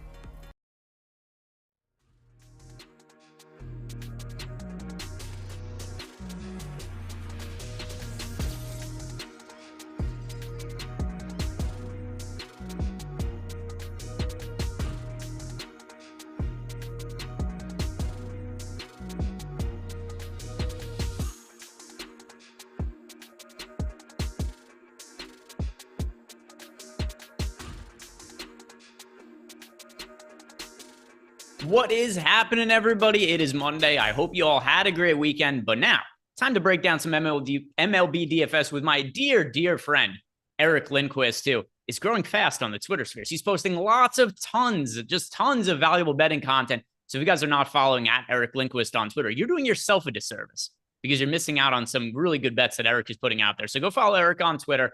Also, while you're here, like the video, subscribe to the YouTube channel, and we are sponsored by Prize Picks today. So if you sign up at Prize Picks using the link we have below, you're going to get up to a $100 bonus on your first deposit and 1 free month of Stochastic Plus Platinum. So if you haven't signed up over at Prize Picks, you might want to consider it to get that free month of Stochastic Plus Platinum. Eric, what has happened with you, and how was your weekend? Yeah, weekend was pretty chill. Got to see the in-laws, getting all set to, we'll be moving in next week, starting to move stuff in next week, which is pretty wild to think about. But yeah, just pretty excited about life in general. Let's just win some money. I could use some money. That's kind of the main thing. And I think more than anybody, just because you've had a house forever, those things aren't free. No, and then shit pops up too, where it's also like, hey, there's raccoons in the chimney. That's expensive to replace all of a sudden. It's like, hey, a squirrel got into the attic. That costs money to replace. So nobody tells you. Like once you get a house, my thought was, I'm done paying rent, right? I've paid cash for my house. It's paid off. Now all that's left is to live in it. I don't have to worry about rent. And then you start to find out these little things add up over time. And you just get these little like service charges type stuff where things break that aren't supposed to break. So that's always fun to look forward to as well, Eric. But part of that also might be my house is super old, right? My house was built in like 1870 and then renovated the whole thing. So it may be a little more apt for my house to have some issues with it. But Eric moving into his new house, apparently imminently. I think I remember you said July 31st, right? Yeah. So it'll be like the end of the week. We'll have keys or something, and then we'll start to move stuff in over the course of the next week. We're going to extend it at this place still, so we'll have it for a couple more weeks after the fact, but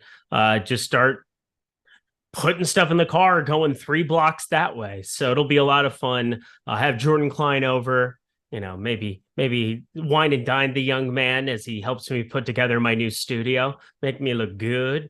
Make me look pretty, Jordan. Yeah, look forward to that, Jordan. Don't forget Eric, you owe him a little something for helping you out over there, because friendship ain't free, right? You owe him a little bit of favors for coming to help you out. But number one thing I want to talk about before we start getting into the pitchers, and then we'll look at stacks as well, lineup generator, and the usual rundown of the show. We've got some weird weather situations today, most notably the one that's currently going on in the game between San Francisco and Cincinnati. Made sure I said it right that time. I said it right before the show also, and then he told me I was wrong, but then Jordan clarified that I was actually correct, and Eric's an idiot. Just keep talking. For this game, that's exactly how the conversation went. For this game, we've got a chance of thunderstorms right in the middle of the game, and it's a really tricky one because we know the Giants are already a team that likes to pinch hit a lot. They're popular today. They're in a good spot. Positive park matchup. They're going up against the lefty Brandon Williamson, who can be hit. What are you going to do with this game when it seems like there's a pretty decent chance that we get thunderstorms in the middle of the game, pitchers have to come out, the game restarts, and all the Giants get pinch hit for? Well, not only that, but I think Williamson goes in the buckets of cheap pitchers you might want to actually have exposure to try to get access to other spots. But if there's going to be an an in-game delay, I'd maybe rather go to Paul Blackburn, Dane Dunning, try to make them things on today's slate and just try to get some of those builds to work out. It's not like you feel good about anything on pitching on this slate that exists in the mid-tier working down. Anything 9K and below just feels very, very difficult on this slate on DraftKings. And again, Williamson falls into that bucket of guys I want to get to, but it's also the best ballpark for home runs in baseball. So kind of an important one. I'm currently playing it straight up.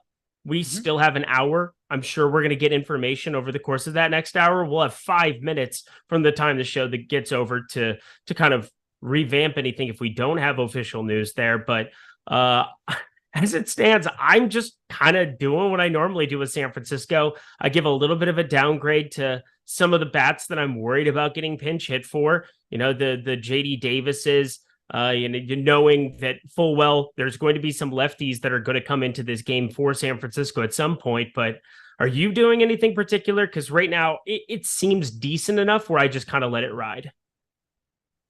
It's annoying because earlier in the day, I'm running my lineups through our Sims tool, which, by the way, if you guys want to sign up, there's a link for that below. And I posted a video on Twitter. I was hardly getting to any of the Giants earlier in the day. They were the most roster team by far in our ownership projections. And then what happens? As we've gotten closer to lock, the weather starts to get a little bit worse. The ownership slowly comes down on San Francisco. And you know how that deal works, especially if you're using, a lot of data to build your lineups. As the ownership comes down, your ownership of your particular lineups starts to go up. So I would have preferred the Giants just stayed chalky. And then it was like, hey, I ran my lineups earlier. I got 2% of Giant stacks. But now that they've come down to sub 10% ownership, I'm more in line with the field on them. So I haven't really made up my mind. We'll see what happens as we go through this. But if things were to not change right now, I'd be pretty inclined to just take the Giants out of my player pool. If I had to make the decision right now at this second, that's what I would do. Yep, same. If I had to, like, if we got up to lock and it looked a little bit worse than right now, I would be doing that. I'd be taking him out. But I never like playing Austin Slater anyway. Like, I never like having a leadoff hitter that I think gets 2 at bats and probably gets yanked off the field at some point. Wilmer Flores, I think, stays out there more than likely, but if it's between him and JD Davis, they can always play one of them at third. And then, if Jock comes in, if, Yastrzemski, they have so many different options that they always have that could be guys to step on the field and do the pinch hit thing. So it's a team that sucks to try to get to as is, but it's as good of a spot as you can really ask for. Williamson isn't anything special. Again, the whole idea of playing him is that he's cheap. There's nothing about his stuff that I'm all that interested in backing. So yeah, we'll have to kind of see what ends up happening. But I would actually, as it stands right now, be playing them. I'd be trying to get to, right now in the Sims, Matos is just showing up like crazy. 7-hole, 1.7% ownership. Yastrzemski is in this lineup, batting 6th. So, he's somebody that left on left to start off. You feel pretty safe about him, and Conforto staying out there no matter what. But it doesn't feel good. Doesn't feel good, Greg. Got some super chats coming. By the way, anybody has questions for us, if you got super chats, leave those and we'll get to them. Or if you're watching from our Discord channel, one of the perks being a Stochastic Plus Platinum member, at me in Discord, and we can answer those questions as well. But a couple of questions we've heard. Our old friend Ace of Spade. Haven't seen a whole bunch of him over the last few weeks, but Ace of Spade is back with the second half of the baseball season starting, which means he's asking us about DK tiers. So I've got lineups built here, 4 tiers. Have you looked at tiers at all, Eric? I have lineups built. Okay. Tier 1, I like Mookie Betts. Yep. And I think a lot of people might go towards Elly De La Cruz. I am really bearish on Elly in the second half of the season relative to where the public's at on him. So I am too. I can't remember if we talked about this. Did you do any DK best ball drafts? I did a few of DK. I did a lot of underdog. Okay. So Elly was pretty regularly going second in DraftKings best ball drafts. Shit, So he was going 12th, I think, in underdog. So that's not as egregious. Second. So like he was going ahead, and every once in a while first. So he was occasionally going ahead of Acuna. The very latest, I think one draft I saw him go 5th, but pretty regularly he was going second. So he's going ahead of Tatis. He's going ahead of Betts. He's going ahead of Shohei Ohtani. And it's so hard for me to get on board with that, especially if you look at Elly De La Cruz's numbers. And I get for fantasy because of a little bit of power upside, the positionality, and then you've also got the ability for him to steal bases. I understand why for fantasy, he's a better asset right now than maybe just real life. And he's a clear stud from a prospect perspective. But I think in the moment right now, people are overrating him a little bit because this guy was like a 110 WRC plus with a BABIP north of 400. So it's really hard for me to think that what he did in the first half of the season is at all sustainable in the second half of the year. In fact, I don't think he's gotten on base once since the All-Star break. And I think he's struck out in about half of his at-bats since then. Anyway, I think a lot of people are going to click on Elly De La Cruz in tier 1. I like Mookie Betts. I am with you. Over 12, by the way, over the weekend in that sweep. Milwaukee had lots of sweeps over the weekend as we started up baseball again. My Twins, Milwaukee go out and get the job done. Good stuff on both accounts. But yeah, I'm with you. The public perception of, I think he's incredible, De La Cruz is, but can I put him as a top 5 pick when I have the rest of baseball to pick from with guys like Matt Olson and Sean Murphy? Pretty much any Atlanta Brave at the moment with their WRC plus numbers and their ability to just do crazy things just from a run creation standpoint. Like I get that the flash is there, but I'm totally with you there. Mookie Betts, pretty clear cut tier 1 for me. Tier 2. So tier 2, I got Freddie Freeman, who also correlates nicely with Mookie Betts in tier 1. They're going up against a very talented young pitcher in Grayson Rodriguez. So we'll talk a little bit about in a second, just because of the talent. I don't hate him as a contrarian pitching option, but for tiers purposes and just overall the outlook of the Dodgers, it's still fairly high today. So give me Freddie Freeman correlates nicely with Mookie in tier 1. Yeah, he doesn't annihilate Camden Yards, although Mookie annihilated Camden Yards before they moved the fence back on him. But the guy, it's not ever something that I care about, like history of a ballpark, but it doesn't hurt to have good history there. Him and Freddie Freeman pretty clearly 1-2 for me. Tier 3 now, if we go and look at tier 3, surprise, surprise, more Los Angeles Dodgers. I like Will Smith in tier 3. You could also go to JD Martinez in this tier. Yep, those are the two. Tier 4. Now here's where we can no longer talk about the Dodgers. We're going to have to look elsewhere. But guess what? We've got the other side of the game, and I've got Adley Rutschman at the top of my board in tier 4. How about yourself? Same seas. Tier 5 now. Muncy. Tier 5. Muncy. Hey, we go back to the Dodgers. Just load up on this team to go to the Dodgers in tier 5. Tier 6 to correlate with Adley Rutschman. We could go with Mountcastle or Santander. I lean towards Santander, but is there anybody else you like in this tier? Santander and then Mountcastle. I expect Mountcastle will have a much better second half of the season. Just relative to expectations, he wasn't completely there, but still a 194 ISO, still some decent stuff that I think that's going to play up there. So batting 5th, I don't mind getting to him. Anything else you want to add about tiers? No, the name of the game is trying to correlate some of your lineups and, knowing that if there's going to be a team like we talked about, I mean, Gunnar Henderson is not a terrible pivot there in tier 5. If you're going to put together, 3 Baltimore bats and 3 Dodger bats, I don't mind getting to him there. I also think Detroit is a pretty interesting spot in Kansas City. And I know that there was Riley Green in one of those tiers. And then who was the other guy? I thought there was one. Nope. Yeah, I guess there wasn't, but Riley Green tier 5. I find that tier to be pretty enticing all around. Jake Fraley getting that 4-hole exposure. Yeah, it's tough against Logan Webb, but God, there's just so much upside in a tier like that where you're looking for that one long ball. So let's go and move on to the next super chat that we have here, which is from Ryan Renebaum.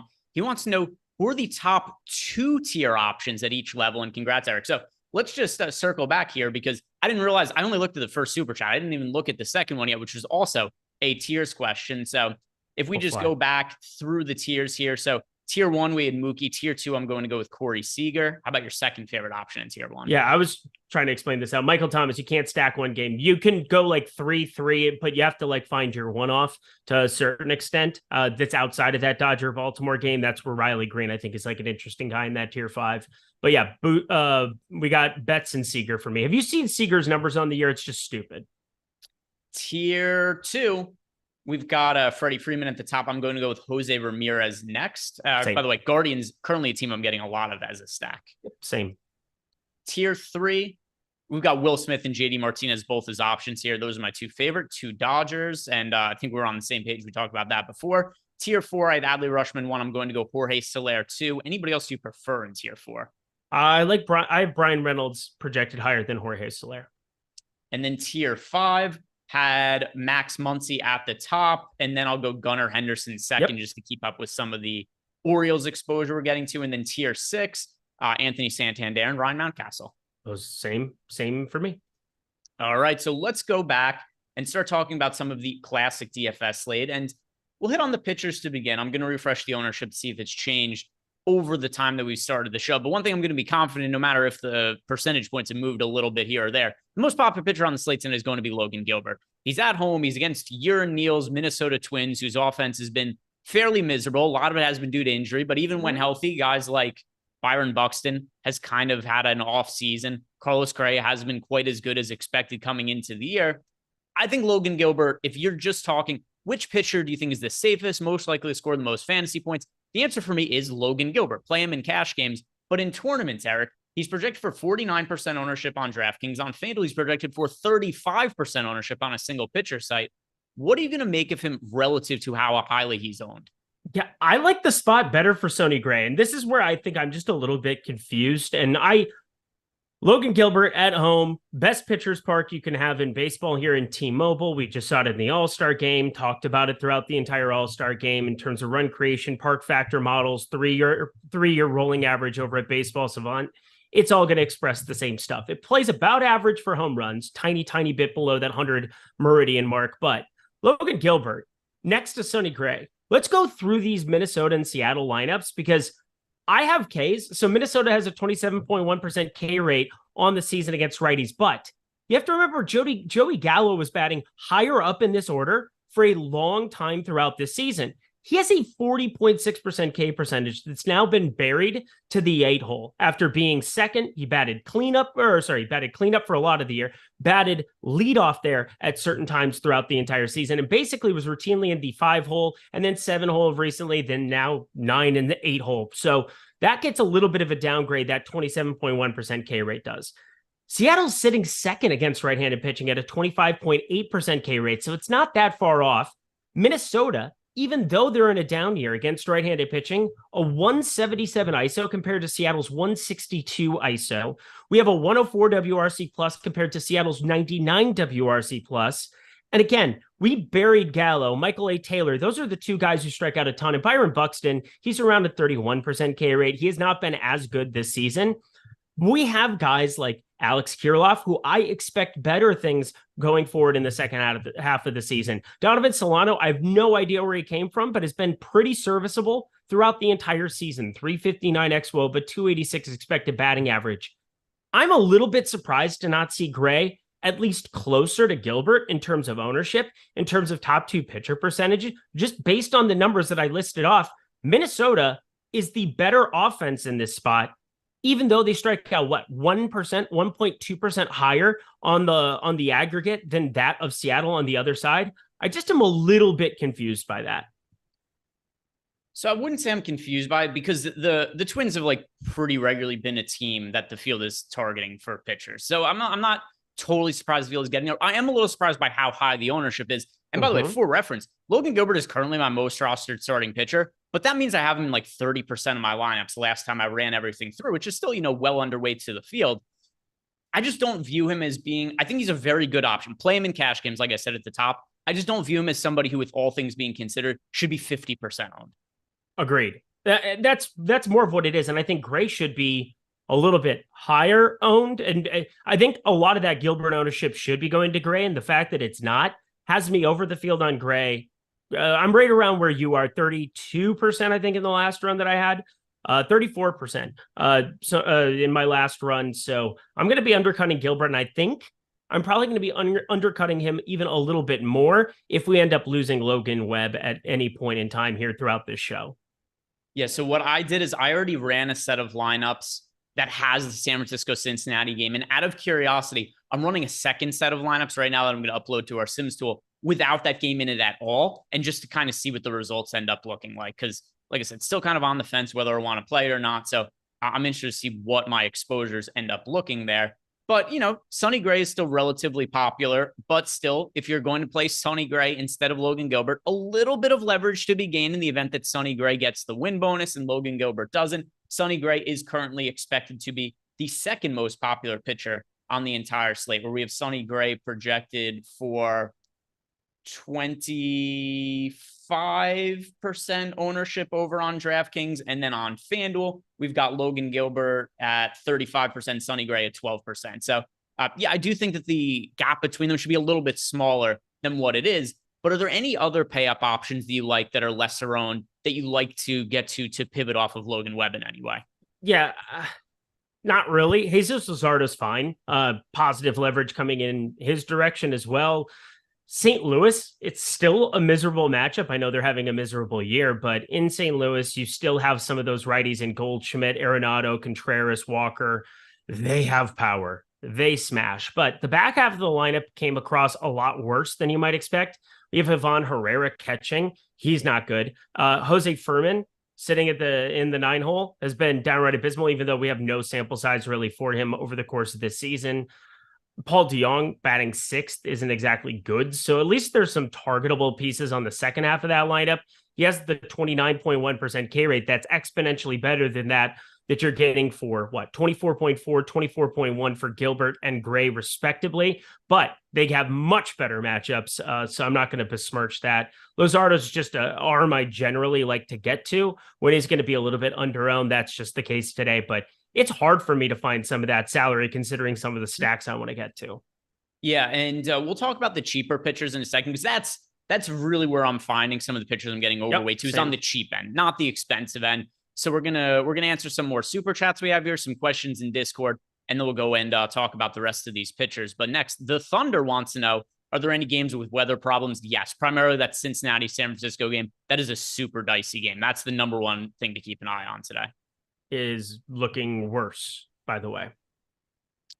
So, like I said, I'm running another set of lineups without that game in, and then we'll see where we end up coming out on that. Next super chat is from Anthony Perrin. Anthony wants to know thoughts on taking Gray and Gilbert on the same lineup. They're the two most popular pitchers on the slate. So a lot of the field is going to be doing it. I'd say do it in cash games. In tournaments, it might be a little bit too much ownership for me, depending on what offense you go to, right? Because if you're playing a really low-owned offense like Miami today, or if you're playing a low-owned offense like Washington today, cool. But if your lineup is a San Francisco Giants stack with Logan Gilbert and Sonny Gray as your pitchers, that is literally the most chalky possible combinations you can make today. So depends what you're doing at offense. If you're going with the two most popular pitchers, I would say try to differentiate your offense a little bit. How about this, though, to help Anthony out? If he wants to play for sure, Gray and Gilbert in the same lineup. And by the way, I'm not overly concerned about pitchers in the same game from DraftKings perspective. Both of them could still be fine. What is the offense that has the least ownership do you think presents the most upside if he's really adamant that he wants to play Sonny Gray and Logan Gilbert together? I mean, Cleveland's up there for me, but I mean, I like Detroit a lot. They're way more popular than I was expecting them to be today. I'm still going to be getting to quite a bit of them, it looks like, against Jordan Lyles, who's an absolute beanbag chair. He's soft, he's comfy, he's easy to smack around. So there you go. I think Detroit probably close to it there too, but Cleveland's probably the better if you're building out one lineup. If you're trying to go for gold, I think Cleveland. So Cleveland's the team I have the most exposure to, so I don't have an issue with that at all. And they're also pretty modestly owned, 6% as a team. So I could definitely back that, Cleveland being the team to get to against Quinn Priester. If you want another option here as well, the Boston Red Sox going up against Paul Blackburn. Blackburn's ownership has come down a little bit versus where it was projected earlier, but I am not high on Paul Blackburn just in general as a pitcher. The game's in Oakland, so it is a pitcher-friendly park, but I don't mind Boston because I do think there's upside against Paul Blackburn. But Cleveland, I'll go with that as my answer as well. Another question that we have, and people are saying the weather completely sucks there. It looks a little bit better than it does in Cincinnati, but it's not risk-free. Yeah, the game that I'm most concerned about overall is certainly that Cincinnati and San Francisco Giants game. That's a game that I'm like actively changing my exposure due to the weather. The other one, I'm kind of just letting it play out. Yeah, I think I'm on board right now. I'm going to be taking Webb out, which is going to change my lineups quite a bit because I was well over the field on him today. If we go into Discord, we have a question here from Sir George Peelsworth. And Sir George wants to know, what is our take on the viability of a 3-2-2-1 build on FanDuel for this slate? For me personally, I don't make those kinds of builds on FanDuel. I'm only playing on DraftKings that have built out FanDuel lineups, but I that's not enough correlation for me. Yeah, not enough correlation. There are times though where it's happened on DK where I have some weird stacks that'll pop up from the Sims tool, and I'm kind of letting it ride to a certain extent with some of those interesting ones. You're trying to duplicate what the field is doing, trying to build lineups that way. And when I do run into some interesting stacks from time to time that just have a ton of ROI that are hard for me to emit from my major my main builds. But I think on FanDuel, when you're talking about that kind of a build, pretty easy to get away from. And that is the only question we have right now in the Discord channel. If you guys have any more, hit us up. But let's talk about some of the cheap pitchers now, Eric, because at the top, you and I talked about, hey, there's Logan Gilbert to Sonny Gray getting exposure. Looks like you're getting off of Logan Webb right now, which I am totally on board with, especially when you consider that he's not the highest strikeout pitcher in the world. He's on the road in Cincinnati, which is a fairly difficult matchup. And now you're adding that rain element into the mix, which is the biggest thing of all of it is, do you want to take a chance on a risky starting pitcher when not only is the matchup risky, but the weather, which is something that's nearly impossible to predict, is also going to play a role? So I'm with you. I think Logan Webb is somebody who I'm most apt to take out of my player pool. But if we're going cheap, who are the cheap pitchers that you really have your eye on in tournaments? I mean, I have a lot of them. It's kind of a scatter shot. Let's start with Mackenzie Gore, because he's the one pulling the most ownership, and I totally get this one. A lefty with a high K rate. He can get hit up from time to time. I like the Chicago side of this one as well. I actually like utilizing Chicago bats more than I like utilizing Washington bats on the other side against Smiley. Smiley's at least just kept the ball in play. 34.1% hard hit percentage, really weak fly ball contact he's been giving up throughout the entire year. Mackenzie Gore, 47.1% hard hit percentage. Oh boy, it can definitely bite him. 346x WOBA. Don't like the walk rate that's now sort of above 10%, but a 27.8% K rate. And there are strikeouts in this Cubs lineup. Suzuki, Happ, Morel, Mancini, Amaya, and Wisdom, 6 of the 9 batters with a 25% or higher K rate against lefties this season. So there you go, friends. Mackenzie Gore, totally think that it's justified that he's up there as one of the higher owned pitchers. I'm right around the field on him there. What is he at? 21.8% right now over on DK. I think that is just fine. Yeah, so for me, in terms of cheap starting pitcher, Mackenzie Gore is the one I got the most exposure to. Not exactly a crazy hot take, right? He's projected for 20% ownership. The field is also getting there. I'm playing both sides of it. I'm stacking against Mackenzie Gore, also playing Gore. It's fairly cheap on both sides. I think both of them warrant consideration. I am right now getting to more of Gore than I'm getting to Cubs stacks. The other one too, though, and this is really just a bet on talent, I'm getting exposure to Grayson Rodriguez, which I feel terrible about because the matchup is miserable. He's going up against the Dodgers, right? There's nothing positive we could say about that. He's in Baltimore. It's a fairly hitter-friendly park, but he's cheap. He has strikeout upside. He has a ton of talent, and the pitching options really aren't all that great on the slate. So I'm going to be willing to roll the dice on Grayson Rodriguez with all those factors being considered. He is the pitcher that I'm getting the most exposure to that's just crazy contrarian, right? Because we've got him projected for 2% ownership right now. Yeah. I mean, he has a sub 2 ERA, 41 and a third innings at AAA so far this season, 56 Ks. I mean, he's north of a K per 9 now at this point in time. Or sorry, north of 9 Ks per 9. Like, I like the stuff overall. I was kind of going through what exactly went wrong for him coming out of the gate. The answer is just about everything.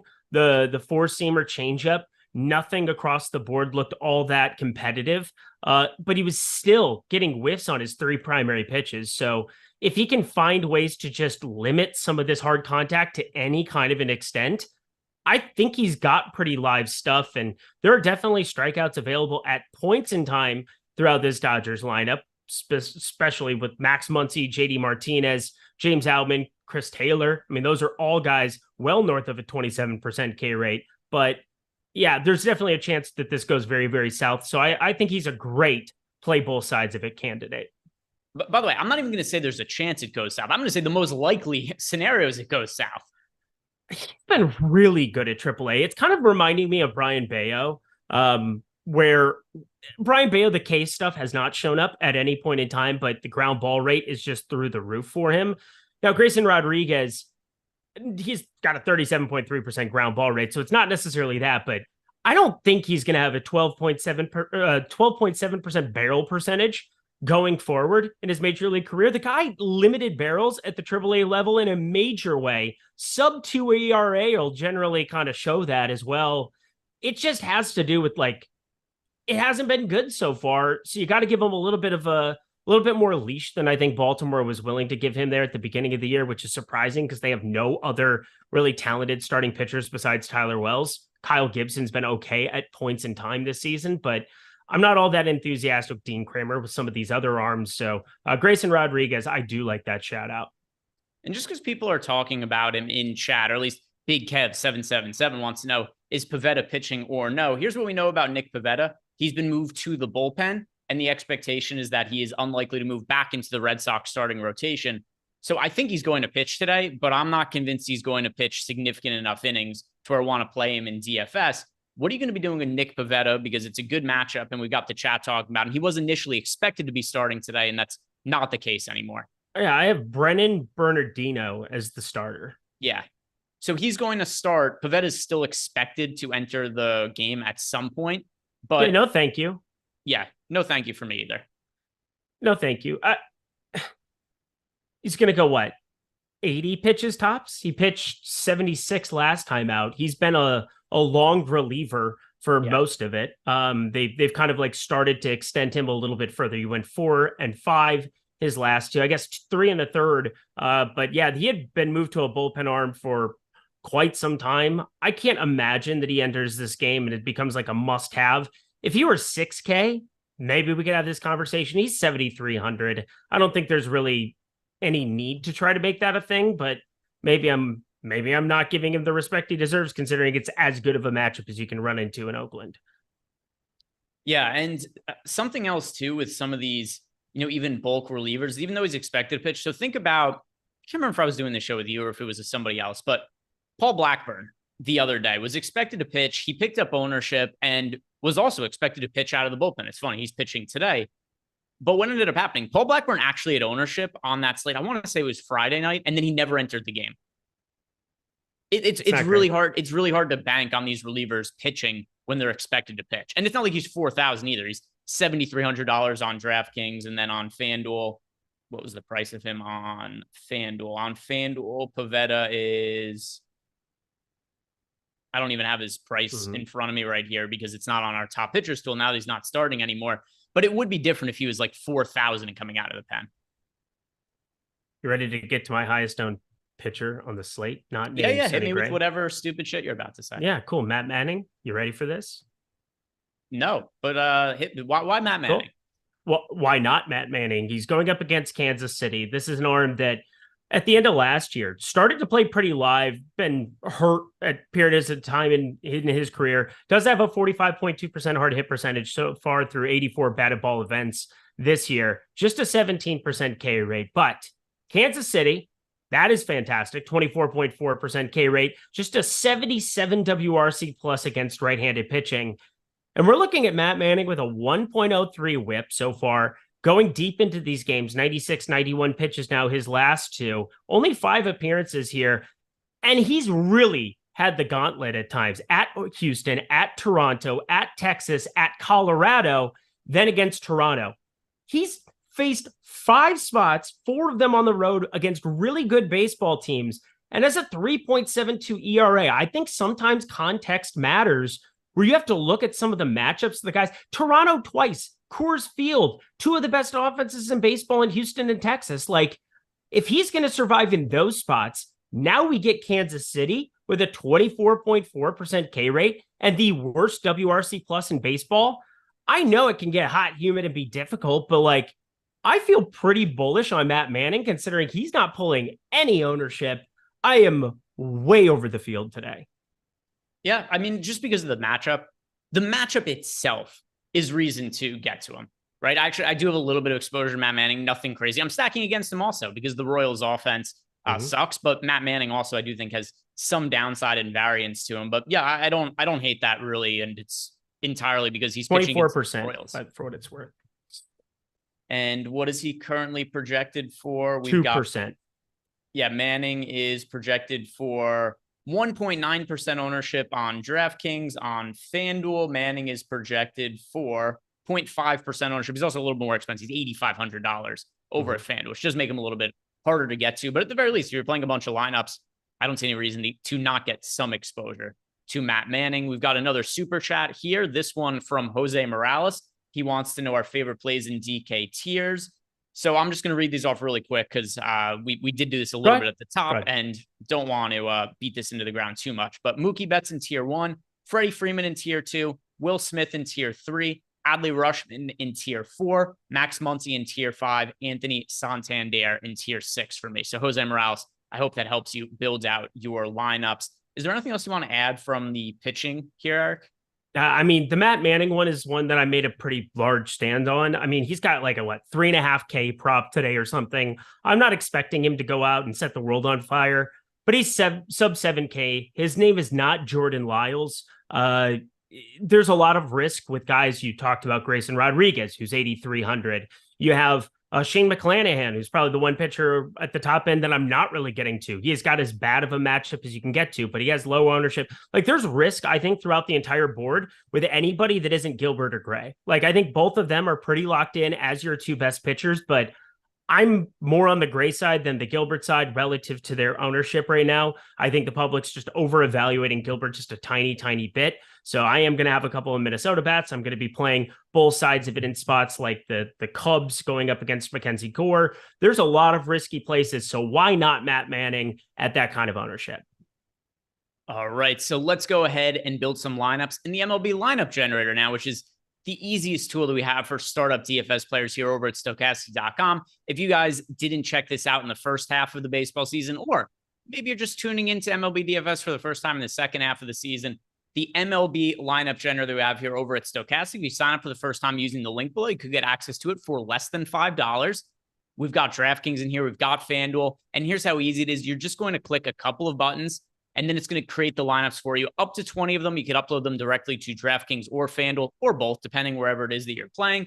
And then from there, you just got lineups that we're projecting to be plus EV in large field tournaments. So, Jordan, let's start with DraftKings and do all stack types. And let's try to make contrarian lineups just to see what ends up popping up on a slate where I don't really think there's all that much to feel really great about. So we'll make contrarian lineups. We'll see what ends up popping up. Like I said, you guys want to sign up for this, use the link below, get access for less than $5. Also, if you want access to everything we have here over at Stokastic, we talk about the Prize Pick sponsor at the top of the show. You can sign up at Prize Picks using our link. That gets you 1 free month of Stokastic Plus Platinum, or sign up at BetMGM using the link we have below, because if you're like me, I live in New Jersey, I don't have access to Prize Picks. I do have access to BetMGM, and if you sign up at BetMGM using the link that we have below, that is also going to get you 1 free month of Stokastic Plus Platinum. If anybody that you know has a gambling problem, call or text the number 1-800-GAMBLER.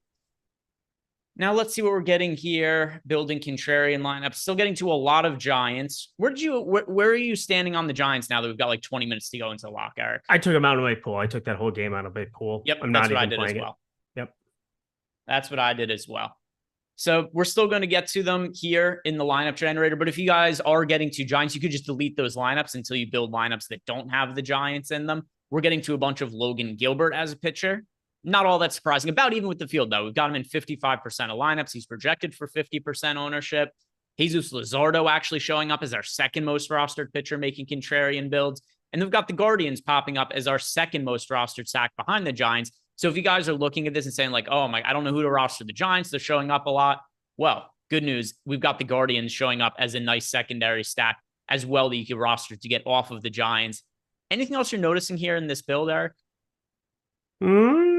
Yeah, the Austin Slater thing obviously needs to go away, all of that. But Andres Jimenez, Ahmed Rosario, looking at Cleveland. Cleveland's definitely a beautiful thing to be getting to on today's slate. Nico Horner, a lot of these multi-positional eligibility guys that you can kind of rotate around multiple spots, they have tons of utility when you start building out multiple lineups, trying to get different stack combinations. I will say the Sims tool as well. That's probably been one major thing that I have noticed is there are more times than not, a lot of my largest allotment of one-off type batters, guys like Nico Horner, they have multi-positional eligibility. You're not locked into the one spot with them. It just seems to be a thing for me. I don't know why. Matt McClain always ends up kind of showing up in Sims to a certain extent for me. Guys, not Adam Frazier or anybody like that, but when you have that second base utility, you're able to get him locked in at a position like that, which is a little bit more difficult to fill, although not today with Betts, Simi, and McClain, things like that. Nico Horner with second base shortstop eligibility is really, really useful. And now I'm just looking through this to see if there's any other stacks we're getting to, but primarily looks like Giants and Guardians. If you scroll down a little bit more, Jordan, looks like we're getting to some Red Sox as well, which I don't mind at all. We're going to be talking about some stacks here in a second. But first, let's go ahead and build FanDuel lineups in the lineup generator. Then we'll talk about some of our favorite stacks for the day. And by the way, also, Eric, any prize picks plays you really like for today? Because we're a little crunched for time. So just wondering if while we're waiting for Jordan to build out these lineups, if there's anything you want to mention about prize picks who are sponsoring the show today. I didn't play over there today, but I'm going to fire some things. Let me take a look here. A lot of the pitcher props were really, really tough today. I thought they were pretty efficient. Matt Manning got moved to 4 over there during the last however long. Logan Gilbert's now up to 7. Now that might be something I look at a less on in that direction. Quinn Priester, we've got him at 3. Okay, interesting. There are definitely some interesting pitching props there. The one that's routinely been pretty profitable, and I know that I almost said Adam, but Josh does the prize picks videos. He does a really good job of identifying a lot of the hitter fantasy score. We've gone through a number of times in tiers and things of that nature, who we were targeting. The Betts and Freeman combination, 8.5 and 8 hitter fantasy score against Grayson Rodriguez. Don't mind that whatsoever. Get some positive correlation adding the two together. Yes, we got prize picks up on screen. And just want to remind you guys that if you sign up using the link we have below, you are going to get up to a $100 bonus on your first deposit and 1 free month of Stochastic Plus Platinum. Now, if you wouldn't mind, Jordan, if you are done building out the lineups for FanDuel in the lineup generator. Oh, and look how quick this man is. So good. Once again, lots of Giants. I am not going to be playing the Giants today, but Logan Gilbert is our most rostered pitcher. Not a shock. Once again, though, about even with the field. He's in 45% of our lineups. He's right around 40% owned on FanDuel right now. And then getting to a bunch of Cubs stacks. So I'm going to be talking about stacks in a second here. My favorite cheap pitching option today is Mackenzie Gore. My favorite stack today, or amongst my favorite stacks, is also the Cubs. So I really do like both sides of that game. I think both of them have pretty immense upside because Mackenzie Gore is a young pitcher with a lot of strikeout ability. But when he is not throwing strikes and not striking guys out, he usually gets his ass kicked. So I see reasons to get to both sides of that. Cubs are showing up as a stack. The Guardians are showing up as a stack. So if you're on FanDuel and you want to get off the Giants, those are teams you could get to for sure. Anything else that you are noticing here, Eric? Kind of a lot of the same stuff. Yes, the Cubs showing up. I don't mind that. Also, the Boston Red Sox showing up. Tristan Cassis, Yoshida we had down there as well. Just a different construction, a team that I'm not getting to a heck of a lot over on DK. Those mid 4K price tags on a lot of them in the mid range make it a little bit more difficult on today's slate to be able to jam a bunch of them unless you're really, really getting weird in the pitching regard. But I think it looks pretty darn good there. So I'm really interested to start talking about some of the stacks here because this isn't one of those slates. We don't have a Coors Field that's projected for a bunch of ownership. The team that's most popular is actually the San Francisco Giants, and they're in a pretty dicey weather situation. I want to refresh our ownership on the top stacks tool to see where everything is coming in right now. And yeah, Giants actually, as we're getting closer to lock, even going up higher in ownership. They're currently projected for 10.6% ownership on DraftKings, Eric. FanDuel, we've got them projected for 13.2% ownership. Most popular team on both slates. I've taken them out of my player pool, and it's twofold. Number one, we've got the issues with the weather. But then the other thing, too, is I view them as being a little bit overowned now. And if I'm already kind of looking for a reason to fade them, why not also do it in congruence with just hoping that the weather ends up being shitty? Because I think there's a real scenario here that if the starting pitchers come out of the game because of a rain delay, we come back. If you get a right-hand pitcher in for the Reds after the rain delay instead of a left-hand pitcher, guess what? Guys like Austin Slater, Wilmer Flores, they're live to come out of the game. We've talked about this a little bit over the course of the show, but sticking with this about 10 minutes to go into lock, Eric, none of the Giants-Reds game? 0%. Right. Same page as me. And you made the point too. I mean, this is, even if there's no weather delay, there are good chances that you get pinch hitters for a number of pieces in that stack within 2 at-bats. Like, that's a thing that is very live to have happen. So you could still have it work out in your favor. It's just the weather adds a whole nother element to it that I don't feel like tangoing, considering, as you said, ownership, highest on the slate. I get it's scary. It's a super scary fade. I think the lefties are probably more secure when you're talking about Conforto, Yastrzemski. They're not going anywhere during the course of that game, but I don't really want to tango with it. So now let's answer some of the questions that are coming into us via Discord, and then we'll round this up by talking about the rest of the stacks that we're getting the most exposure to. First, Einstein, he wants to know, do we like the Angels tonight against Luis Severino? To an extent, I have I'm almost exactly in line with the field on the Angels. The Angels are projected for 6% ownership. I've got them in 5% of my lineups right now. So I think they're about appropriately owned. I don't have any real stand there. Luis Severino, I expect him to turn his season around at some point because I just can't believe he's going to continue to be this bad, especially when his velocity still appears to be in check. There's been so many injuries. Severino's torn his Achilles. He's had elbow issues. He's had shoulder issues. But as long as the velocity is there, I think he's going to suck less going forward. I just view the Angels being an appropriately owned team at 6% ownership. Do you have any real stand with the Angels? I love the way you put that. I think he's going to suck less going forward. He can't possibly get worse or he's going to get DFA'd. Like it's bordering on that level of bad. So I'm going to, it's whatever. I do like the Angels as a stack today. I'm not really getting to the Severino side. I think I had 4% in my lap. Yeah, 4%, 6%. See, there it is, 6%. That's too much. I don't even want that. So good catch, Eric. And the next question we have here is from Sick Mosh. Sick Mosh wants to know, for cash games, DK, the tools love Duran, Carpenter, and Slater. So I fired them all up in my lineups. He wants to know if he should be playing these guys in cash games. You know, it's always hard. By the way, Guardians Pirates is going to be starting in a rain delay. Does that change anything for you? I don't think so. I think that was what we were expecting, but I'm going to double check because it kind of matters. Yeah, to me, I mean, I'm not going to say there's zero risk to it, but the hope here is just they wait out the rain and they play later. Yep. Because if we go to the weather there, all right, Pittsburgh weather, going to the trusty Google. Am I going to take another game out of my player pool? Because, like, I can live without Cleveland onto this slate, too. Like, I could, even though I think they're a really good stack. Maybe I just play the absolutely anti-weather game. It's just a lot to give up. I have quite a bit of Sawinski and Reynolds as a two-man stack. I generally do on these kind of slates.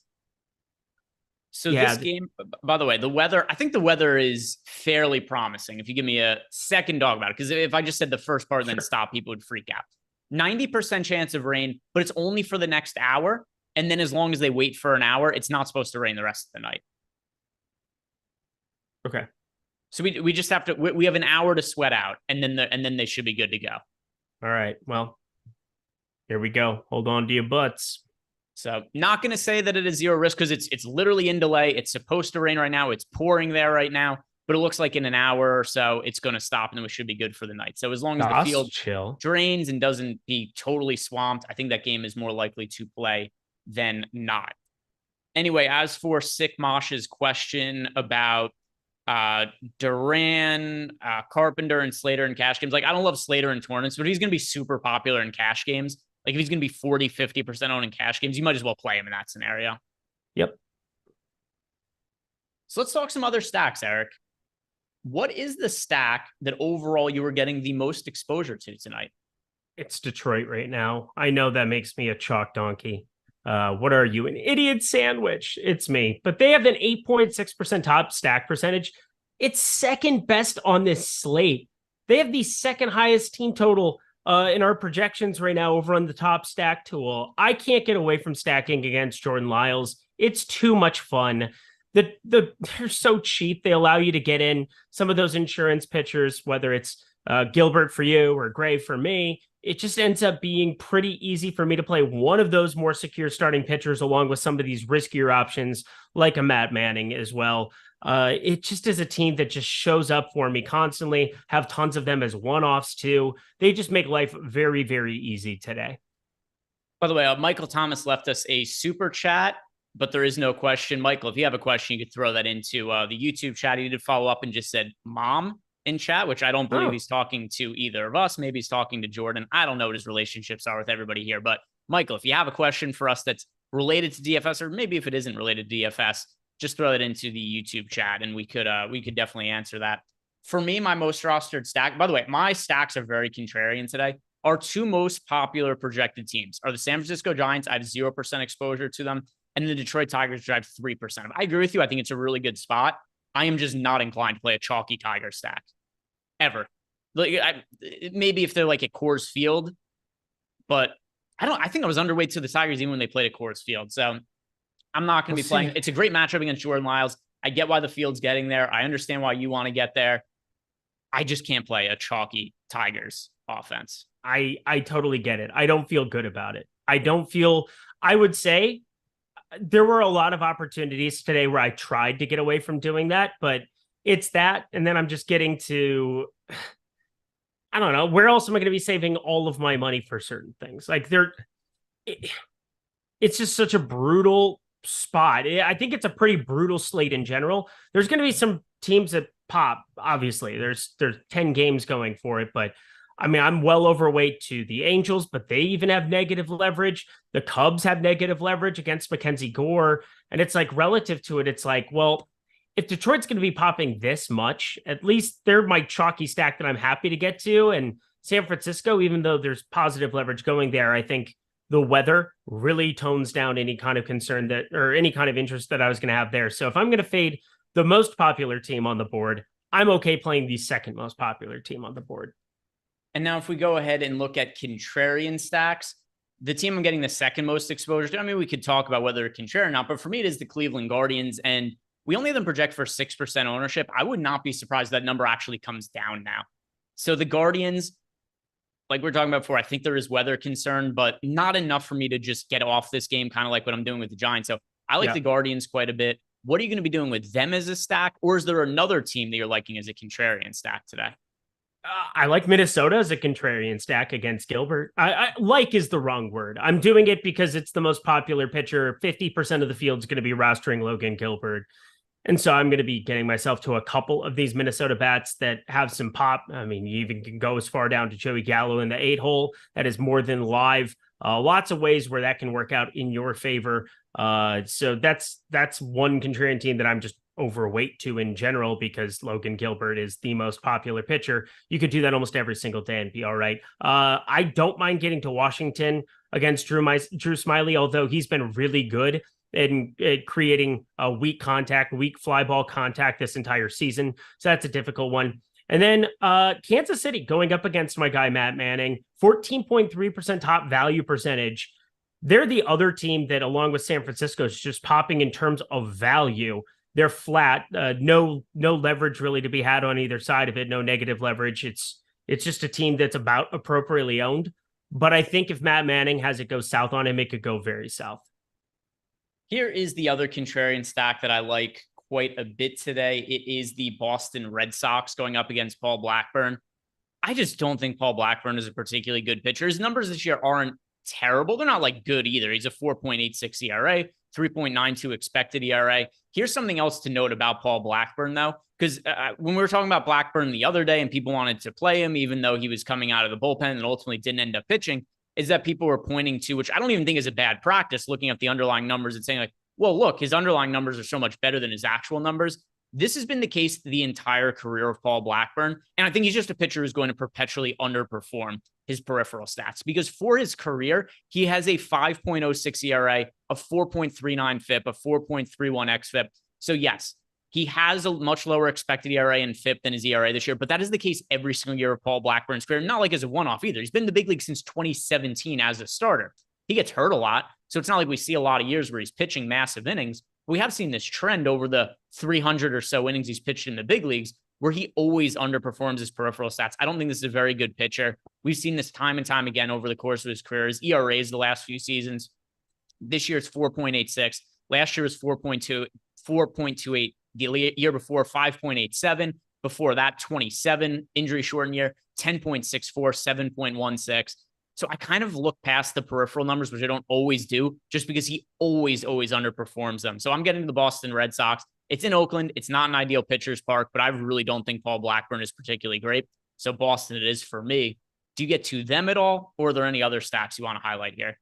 The Yankees, I'm going to get to. Boston, I don't have a ton of them today. It's in Oakland. It's Paul Blackburn. As you said, his peripheral's not exactly ideal, but he's just, it's been difficult stacking up against him. And it's not like Boston's not pulling any ownership.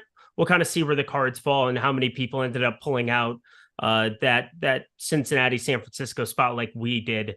Very interested to see how much ownership is in on those bats. That'll kind of indicate where some of the other popular teams might end up landing on the board for today. But I I get why you're getting there. The Yankees, I just think are a pretty decent stack. They go from Coors to Angel Stadium, but Angel Stadium plays up for home runs. There's enough pop with some of these bats that I think that they make sense as targets to be getting to. You do have no LeMahieu, no McKinney in that lineup for today, but you have salary savers in addition to some of the more popular guys. So I think it's a pretty easy spot for me to at least get there and then just kind of make the rest of that lineup work. Shouldn't be too hard. And just following up, looks like we did not get a question yet from Michael Thomas. So Michael, just want to remind you that you left us that super chat. If you have a question, you can leave that in. If you just want to leave us some money, thank you. We do appreciate the support. Cool. As for Discord, we've got Einsteinium asking if we like Tampa Bay tonight. Let's see. Like is a weird word. They're the best offensive baseball so far this season. I do expect negative regression for them in the second half. It's hard to imagine that they continue to hit and rake at this kind of a clip, but I don't mind it against Dunning. It's just that Dunning just kind of found ways to limit run creation the entire season. Sub-3 ERA, everything across the board looks okay. I'd rather, this is wild to say, I think I'd rather get to the Texas side of it, even against a Shane McClanahan. I mean, that won you all the money if you stacked against him in Seattle that one time, but it's not my favorite. And I kind of feel bad because Einstein has asked us 2 questions about stacks, and I've literally been almost exactly even with the field on both of them. So like, I don't really have a stand to give you. It's the Rays are projected for 6% ownership. I literally have 6% of them as stacks in my lineups right now.